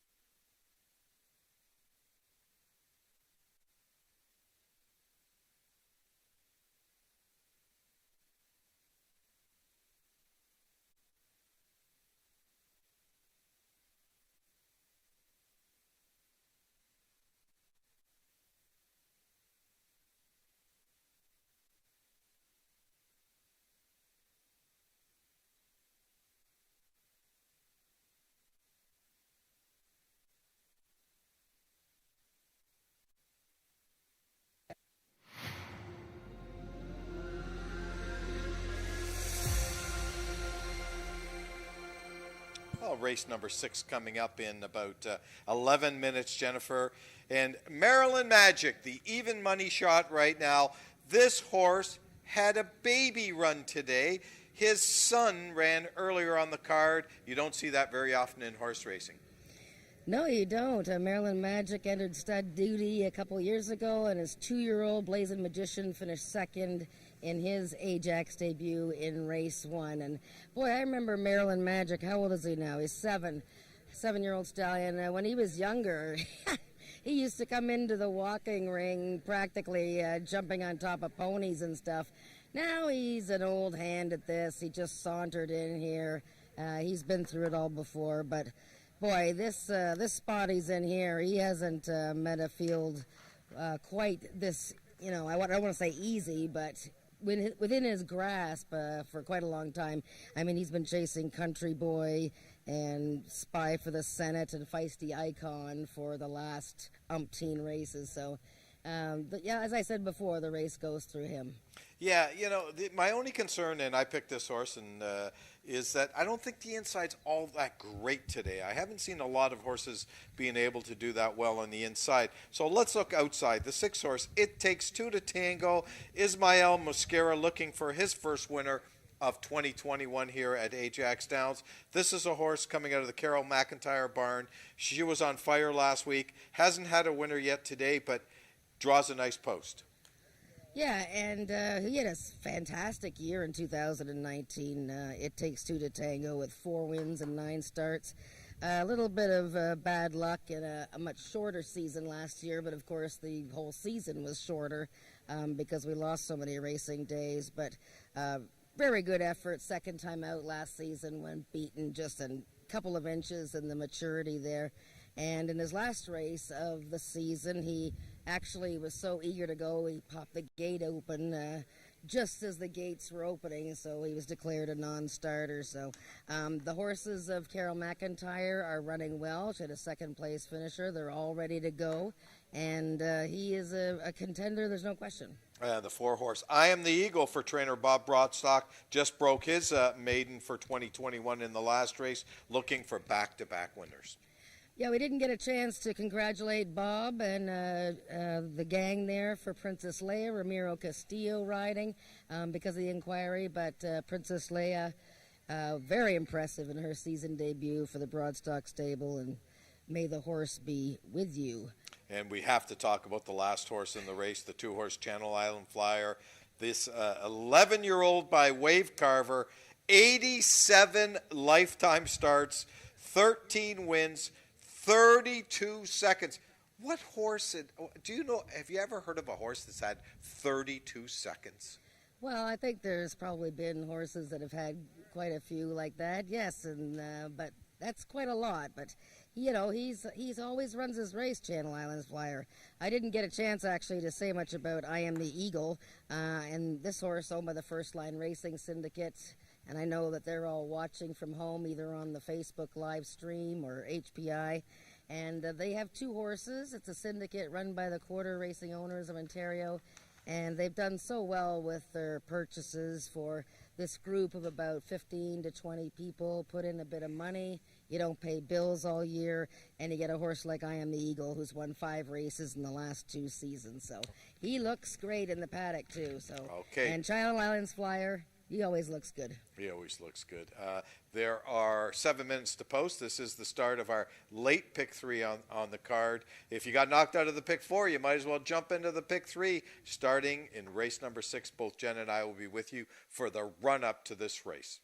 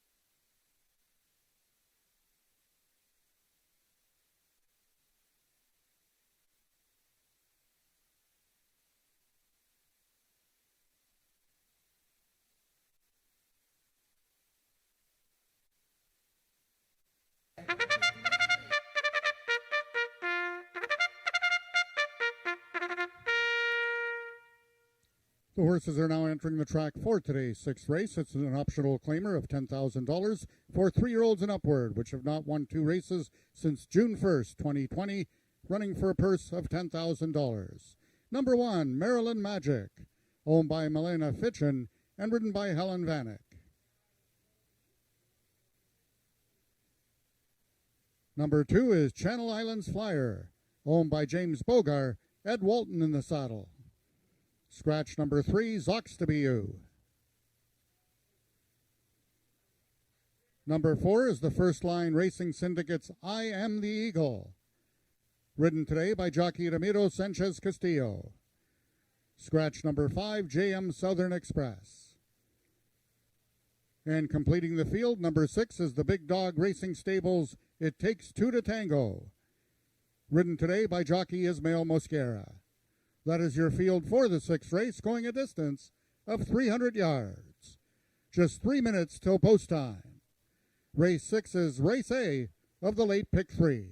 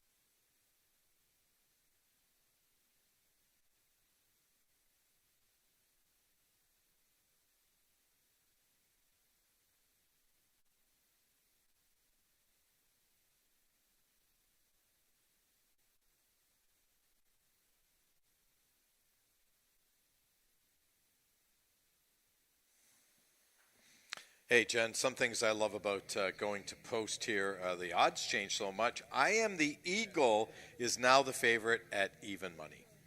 Yeah, that's a bit surprising to me. Makes a superb appearance. And, you know, I guess it's the what have you done for me lately. The Broadstock team just won the previous race with Princess Leia, so they're looking for back-to-back wins with Ramiro Castillo riding. And, yeah, he looks really good. Well, you know, he ran a great race last year, first time out. He got beat to a horse called Easy Street and beat a horse called Gatlinburg. So he ran a real big race first time out last year. So maybe they know something we don't know. Let's talk a little bit about the one-horse Maryland Magic. Yeah, Maryland Magic, as we mentioned, stallion. He had a 2-year-old race today, finished second in the first race. All kinds of class, this horse. He looks great, very calm. He used to be a much more of a handful when he was a younger horse, and looks great. There he is there. Or is that the Eagle? I can't even tell. No, that's the Eagle.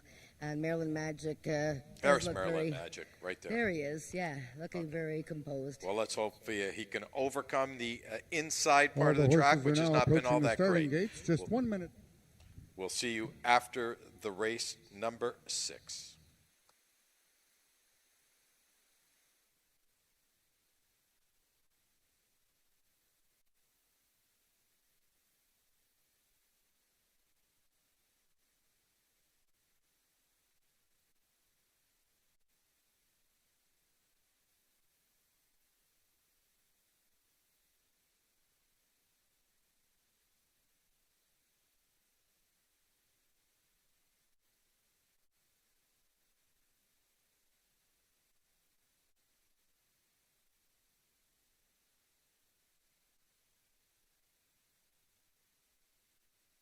All the horses have now reached the starting point, and they're loading into the gates for race number 6.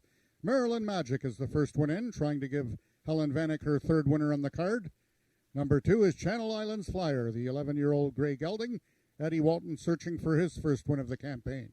I Am the Eagle, trying to give Bob Broadstock back-to-back winners with Ramiro Castillo. And the last one to load from the outside stall, Big Dog Racing Stables, It Takes 2 to Tango.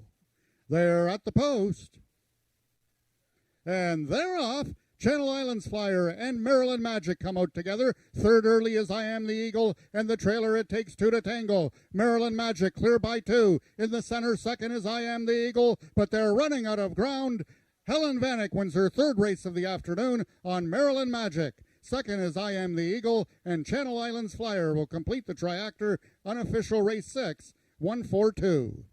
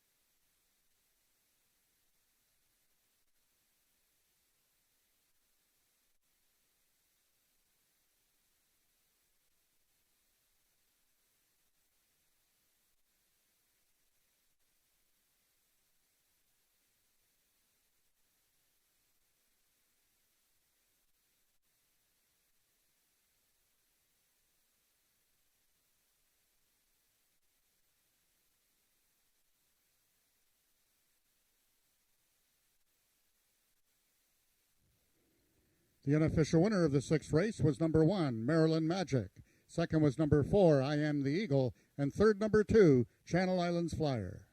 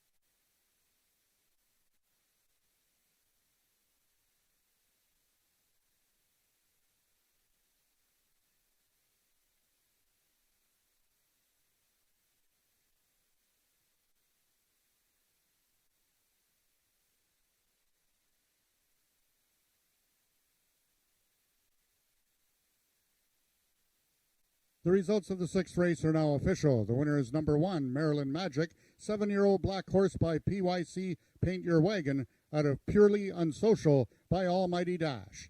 Foaled in Maryland by Stephen M. Harris, Maryland Magic is owned by Milena Fitchin, trained by Jason Pasco, his second winner on the card, and ridden to victory by jockey Helen Vanek, her third winner of the card. Second was number 4, I Am the Eagle, and third number 2, Channel Islands Flyer. Due to a timer malfunction, we only have an unofficial hand time from the winner, Maryland Magic, which was 15.380 seconds, carrying a speed index of 95. Rechecking from top to bottom, order of finish in your program should read 1-3 scratch, 2 scratch 4. Those are the total results of the sixth race.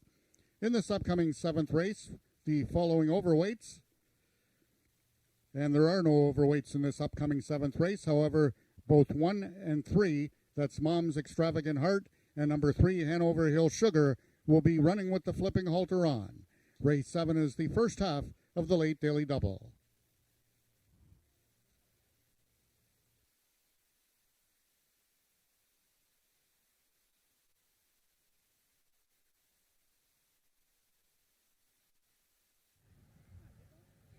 The classy 7-year-old Maryland Magic has won for the 10th time in his career in his 36th start. Made it look easy today, and amazing for this black stallion, a Maryland bred by PYC Paint Your Wagon. So popular here in Ontario with mare owners. He's been breeding mares and keeps racing. And he's owned by Milena Fitchin, trained by Jason Pasco. He's won 2 today. And this young lady beside me, Hurricane Helen Vanek, has won 3. And she doesn't, hopefully her fiance is not watching, because Maryland Magic is her boyfriend, isn't he?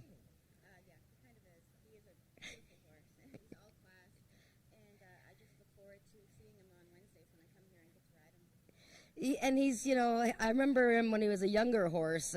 He used to be quite feisty coming into the paddock, but now he's, you know, he seems to handle double duty, you know, being a daddy and being a racehorse quite well. Yeah, he actually had a 2-year-old son of his run in the first race today, and he ran second. And but Maryland Magic, he handles everything like a champ, quiet, composed, and does everything right. She really does have googly eyes for this horse, doesn't she? That's 3 wins for you today, and we're only on the second day of the meet. That's gotta feel pretty good. Always. I love Ajax. All right. Thank you, Helen. Thank you. Congratulations to Milena. Saying hi from Ajax here. Hope to see you guys soon. And we got the 7th race coming up.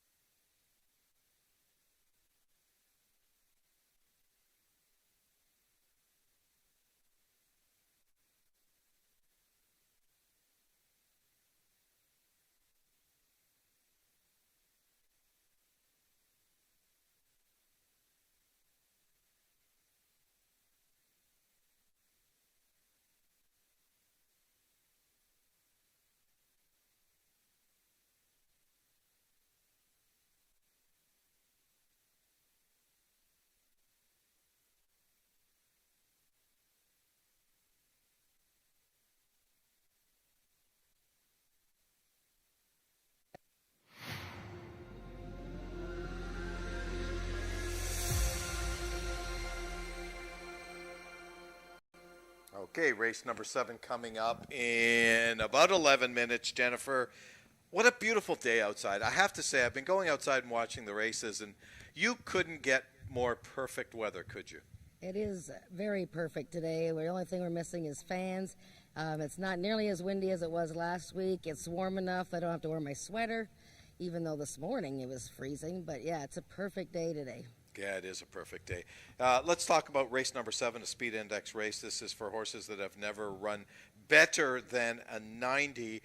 And the 2-horse right now, You See Me Now, Corey Spataro, Craig Spada is the favorite. I mean, Craig's horses have been running well and looking well.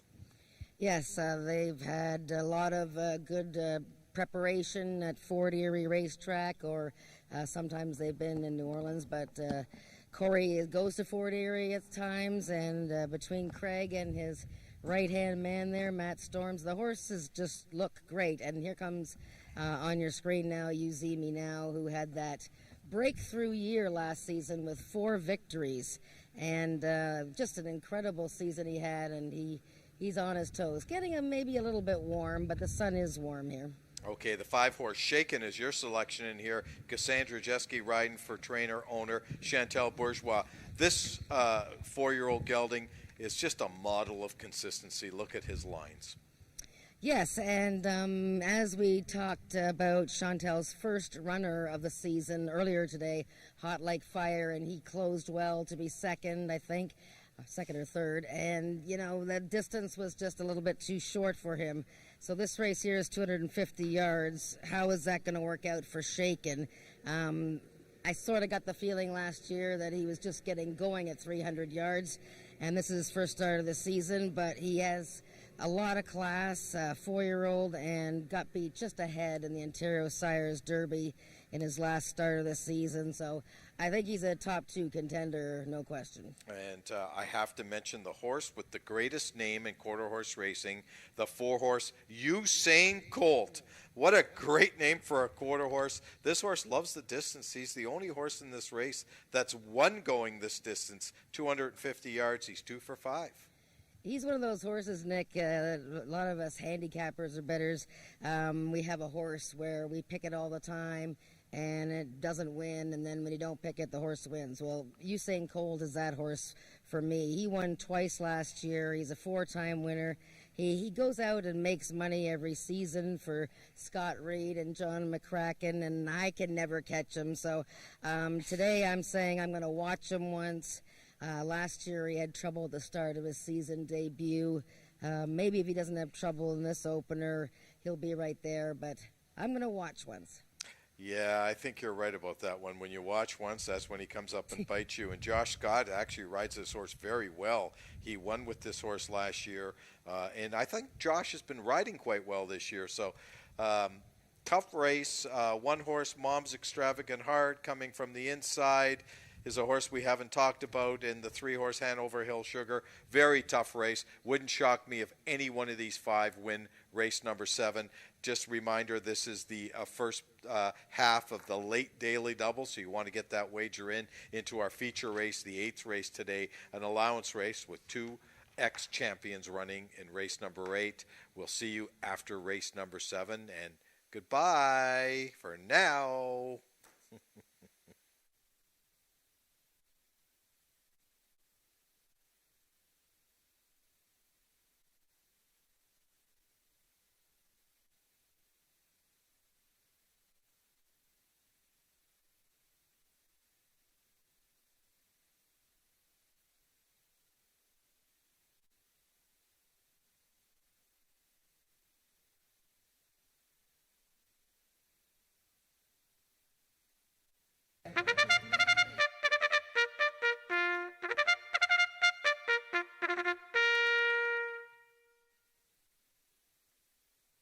The horses are now on the track for today's 7th race. It's for 3-year-olds and upward, with a speed index that has never been better than 90, running for a purse of $10,000. Number 1, Mom's Extravagant Heart, owned by Chantal Bourgeois and ridden by Ismael Mosquera. Number 2 is You See Me Now, owned by the partnership of Craig Spada and Lauren Spada, the jockey Corey Spataro. Number 3 is Hanover Hill Sugar, owned by the partnership of Craig Spada and Matt Storms, Helen Vanek in the irons. Number 4 is Usain Colt, owned by the partnership of Scott Reed and Colleen McCracken, the jockey Josh Scott. And number 5, Shaken, owned by Chantal Bourgeois and ridden by Cassandra Jeske. That is your field for the 7th race, going a distance of 250 yards. Race 7 is the first half of the late daily double. Just 5 minutes till post time.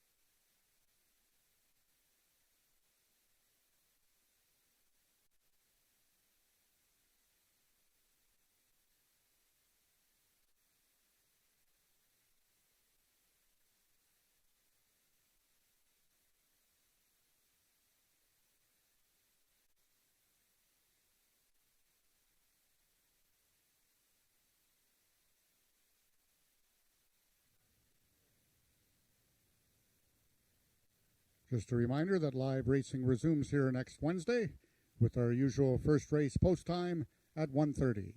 Just 3 minutes till post time.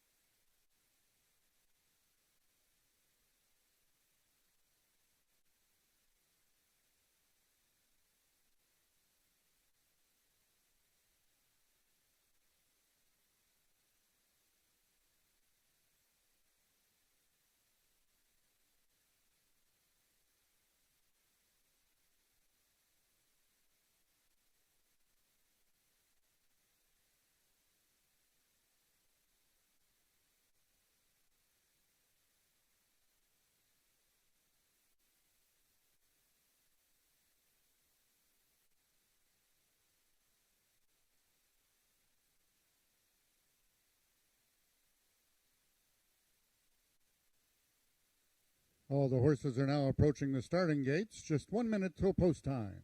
They'll be loading shortly.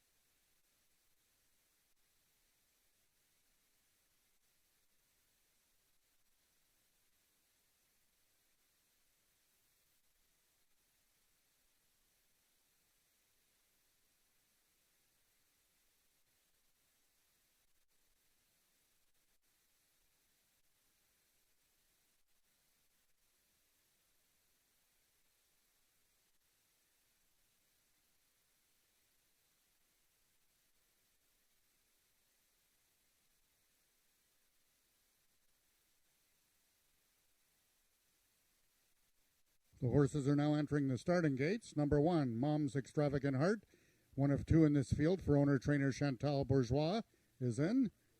Ismail Mosquera looking for his first win of the season.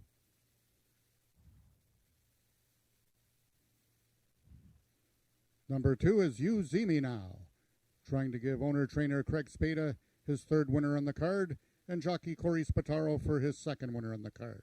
Number 3, Hanover Hill Sugar, the lone mare in this field. Helen Vanek looking for win number 4 on the day. Number 4 is Usain Colt. Josh Scott aboard for Scott Reed.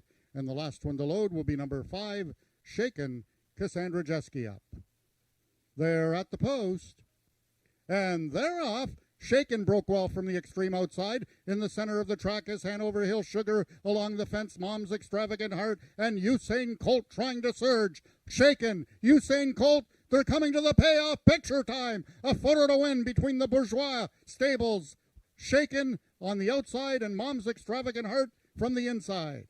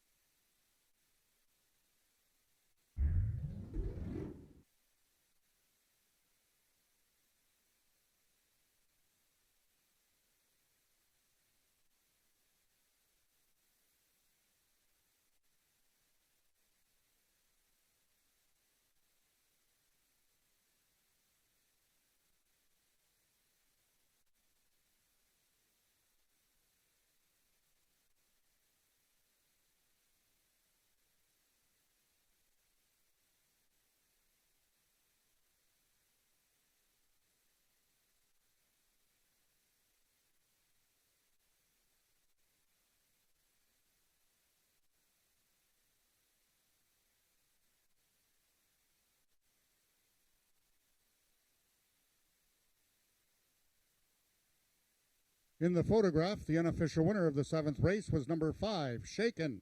Second was number 1, Mom's Extravagant Heart. Third, number 4, Usain Colt. And fourth, number 3, Hanover Hill Sugar.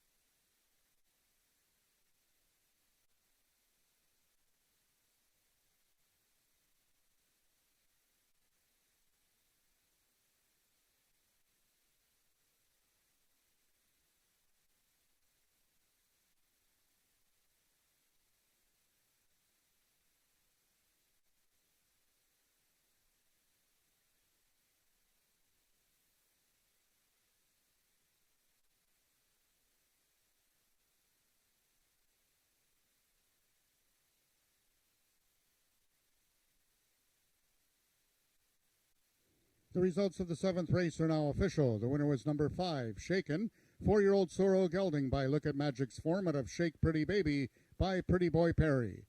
Bred and owned by Chantal Bourgeois, Shaken also trained by Chantal Bourgeois, and ridden to victory by Cassandra Jeske. Congratulations to both owner-trainer Chantal Bourgeois and jockey Cassandra Jeske.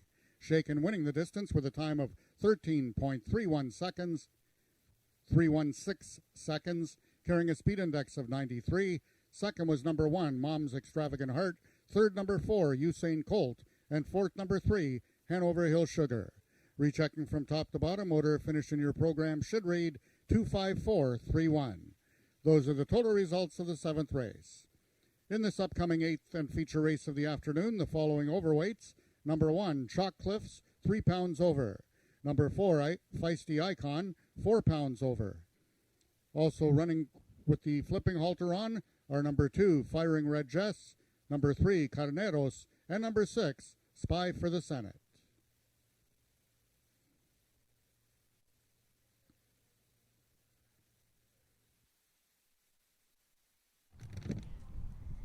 Hey, the Team Purple finished 1-2 in that race. Chantal Bourgeois Shaken was the winner of our 7th race, and that's a homebred for Chantal, and she's the trainer as well. Cassandra Jeske riding, and second was Mom's Extravagant Heart, also from the Chantal barn with Ismail Mascara. Congratulations, Cassandra, your first win of the season. You missed opening day. Thank you. But here you are, and boy, I mean, the women have been cleaning up here. And anyways, you're just jockeys. You're not necessarily women or men. That's how we like it, though. There's always a little gender rival there. That's right. We had Rachel opening day. We got Helen winning a bunch today. Now you're winning. Tell me about Shaken. He showed so much promise last year, finishing second in a stakes race. And you sort of thought, like I did, that maybe the distance today might be too short? Yeah, I would definitely say it's a little bit too short, but clearly today it wasn't. He's been a little bit difficult and a little bit hard to figure out. It's been a lot of work, but if he can keep putting up numbers like that, then he can stay. He sure looks like he's improving now. Did you think that you had beaten Tony on the inside? I was pretty sure I got it because I couldn't see Tony. Oh, right. Okay. Well, it's good to see Team Purple back, and everybody's dressed up in the purple when they come over. And always. That's the first win for them, I'm sure, of many more. Congratulations, Cassandra. Thank you. And we are coming up to the feature race, and it's going to be a doozy.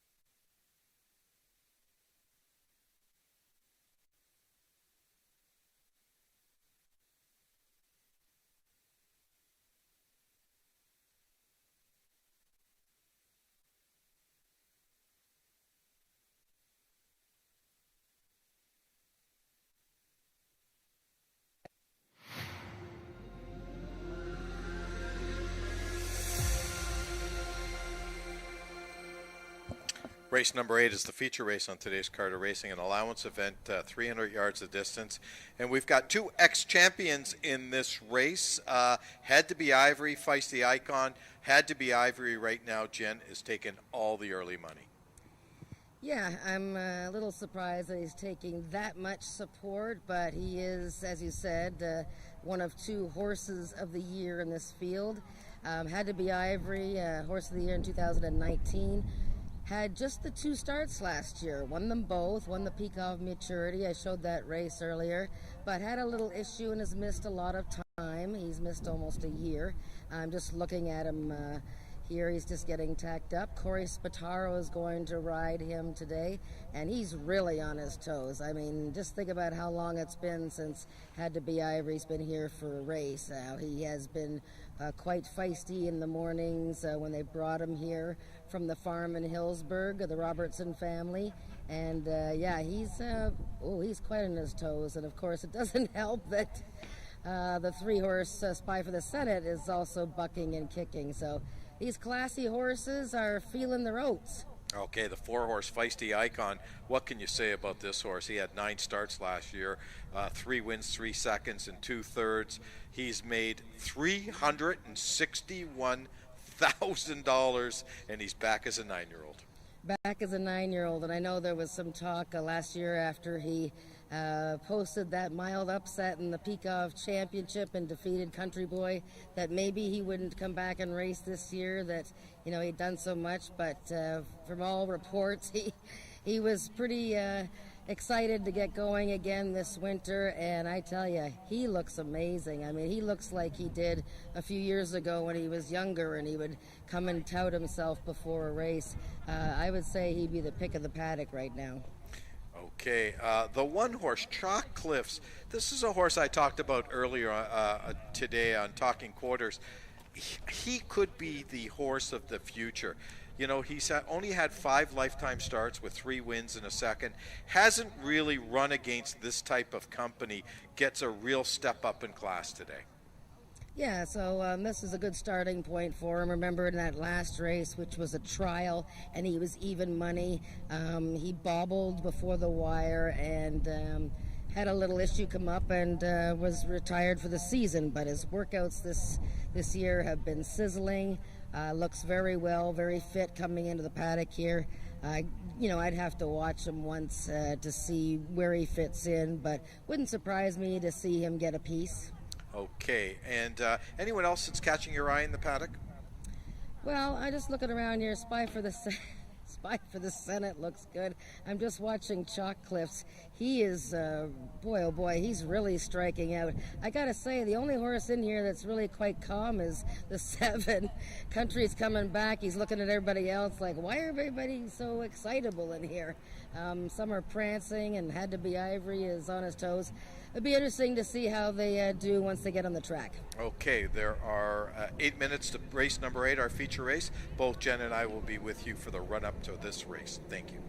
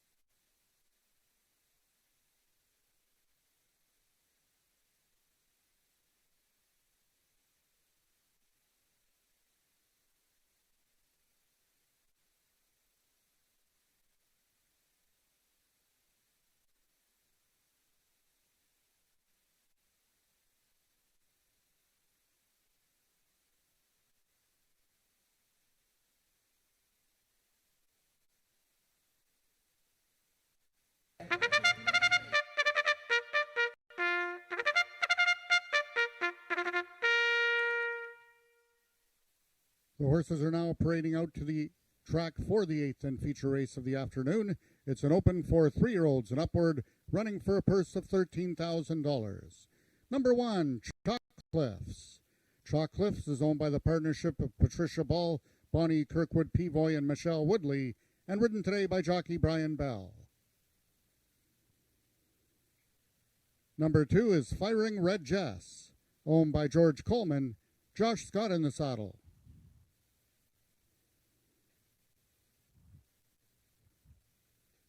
Number 3 is Carneros, owned by Milena Fitchin, and ridden today by jockey Ismael Mosquera.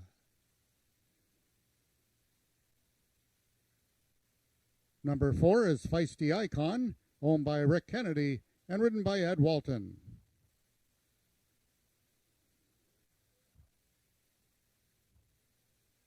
Number 5 is Had to Be Ivory, owned by the partnership of Carol and Jamie Robertson, and ridden today by jockey Corey Spataro. Number 6 is Spy for the Senate, also owned by Milena Fitchin, and ridden today by jockey Helen Vanek. And completing the field, number 7 is Ralph Pearson's Country's Comin' Back, the mount to Cassandra Jeske. That is your field for the 8th race, going a distance of 300 yards. Just 3 minutes till post time.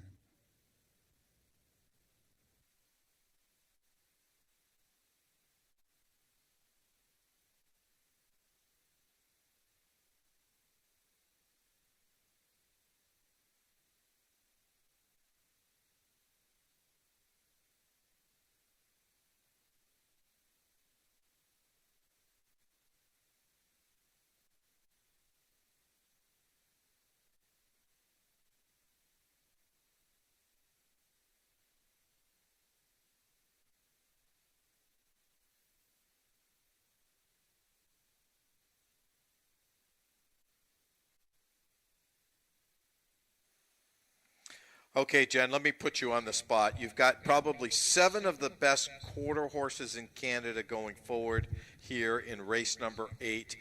Did somebody stand out to you?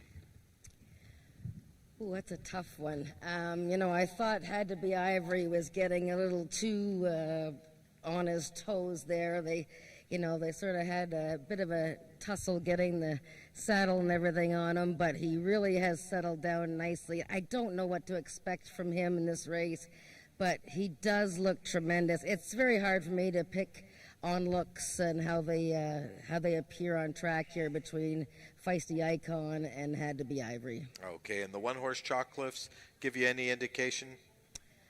Well, I mean, he looks good. He was being quite silly in the walking ring. He was striking and, flailing away on the dirt. I don't know if he was doing a ballerina move or just wanting to get on with things, but he looks quite well. Now that he's on the track, I would probably watch him this race. Spy for the Senate, he always makes a good appearance, and he's an old hat at this, so is the 7 Countries Coming Back. Okay, there is 1 minute to post for race number 8. I just want to thank everyone out there for joining us today here at Ajax Downs. We're going to be back next Wednesday at 12:50 for Talking Quarters. And, of course, we're really looking forward to another exciting card of quarter horse racing. We'll see you next week, and thanks for joining us.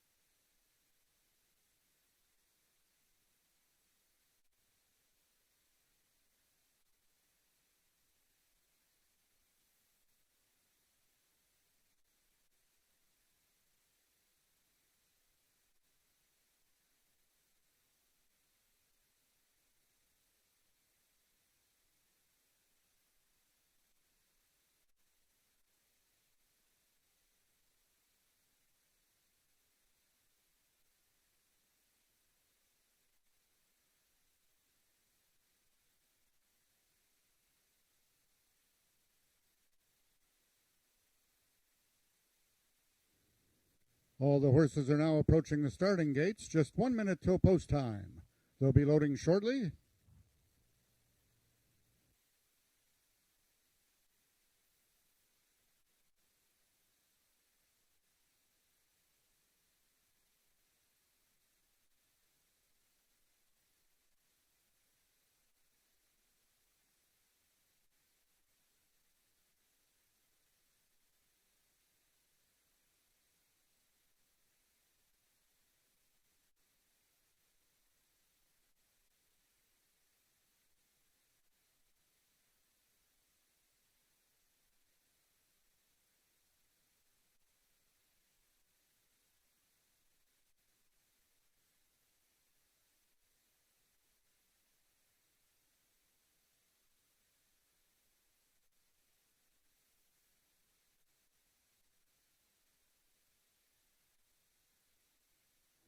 All the horses have now reached the starting point, and they're loading into the gates for our 8th and final race of the afternoon, the on-track feature, an open for 3-year-olds and upward, running for a purse of $13,000. Number 1, Chalk Cliffs is in. Number 2, Firing Red Jess. Number 3 is Carneros. 4, Feisty Icon, the 2020 Horse of the Year. And right beside Feisty Icon is the 2019 Horse of the Year. Number 5 Had to Be Ivory, undefeated lifetime at this distance of 300 yards. 6 for 6. Spy for the Senate is in, and waiting on the last horse to load, number 7, Country's Coming Back, in the finale. They're at the post.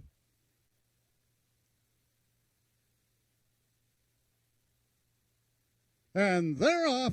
Quickest in the center was Feisty Icon. Towards the inside is Chalk Cliffs, and Carneros is there. From the far outside, Country's Coming Back, and Spy for the Senate. Had to Be Ivory, Feisty Icon, Carneros. Who's it going to be? They're all there at the wire. Picture time. It looks like Spy for the Senate. Country's Coming Back. Had to Be Ivory and Carneros.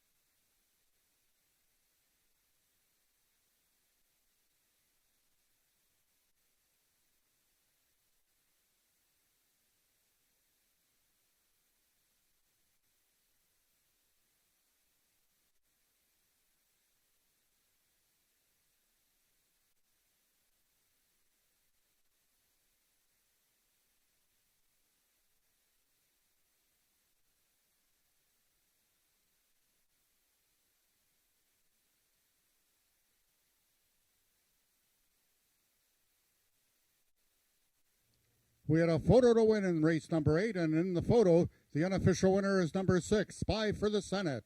Second was number 7, Country's Coming Back. Third, number 5, Had to Be Ivory. And fourth, number 3, Carneros.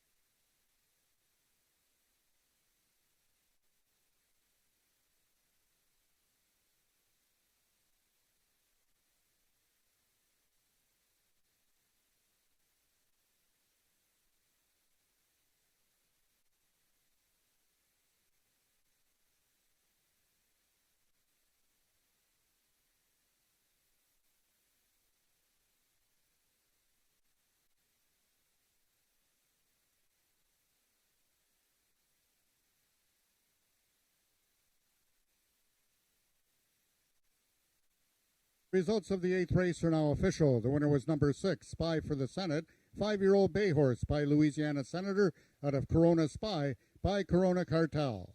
Foaled in Oklahoma by Mary L. Hainline. Spy for the Senate is owned by Milena Fitchin, her second win of the afternoon, trained by Jason Pasco, his third winner on the card, and ridden to victory by jockey Helen Vanek, her fourth win of the afternoon.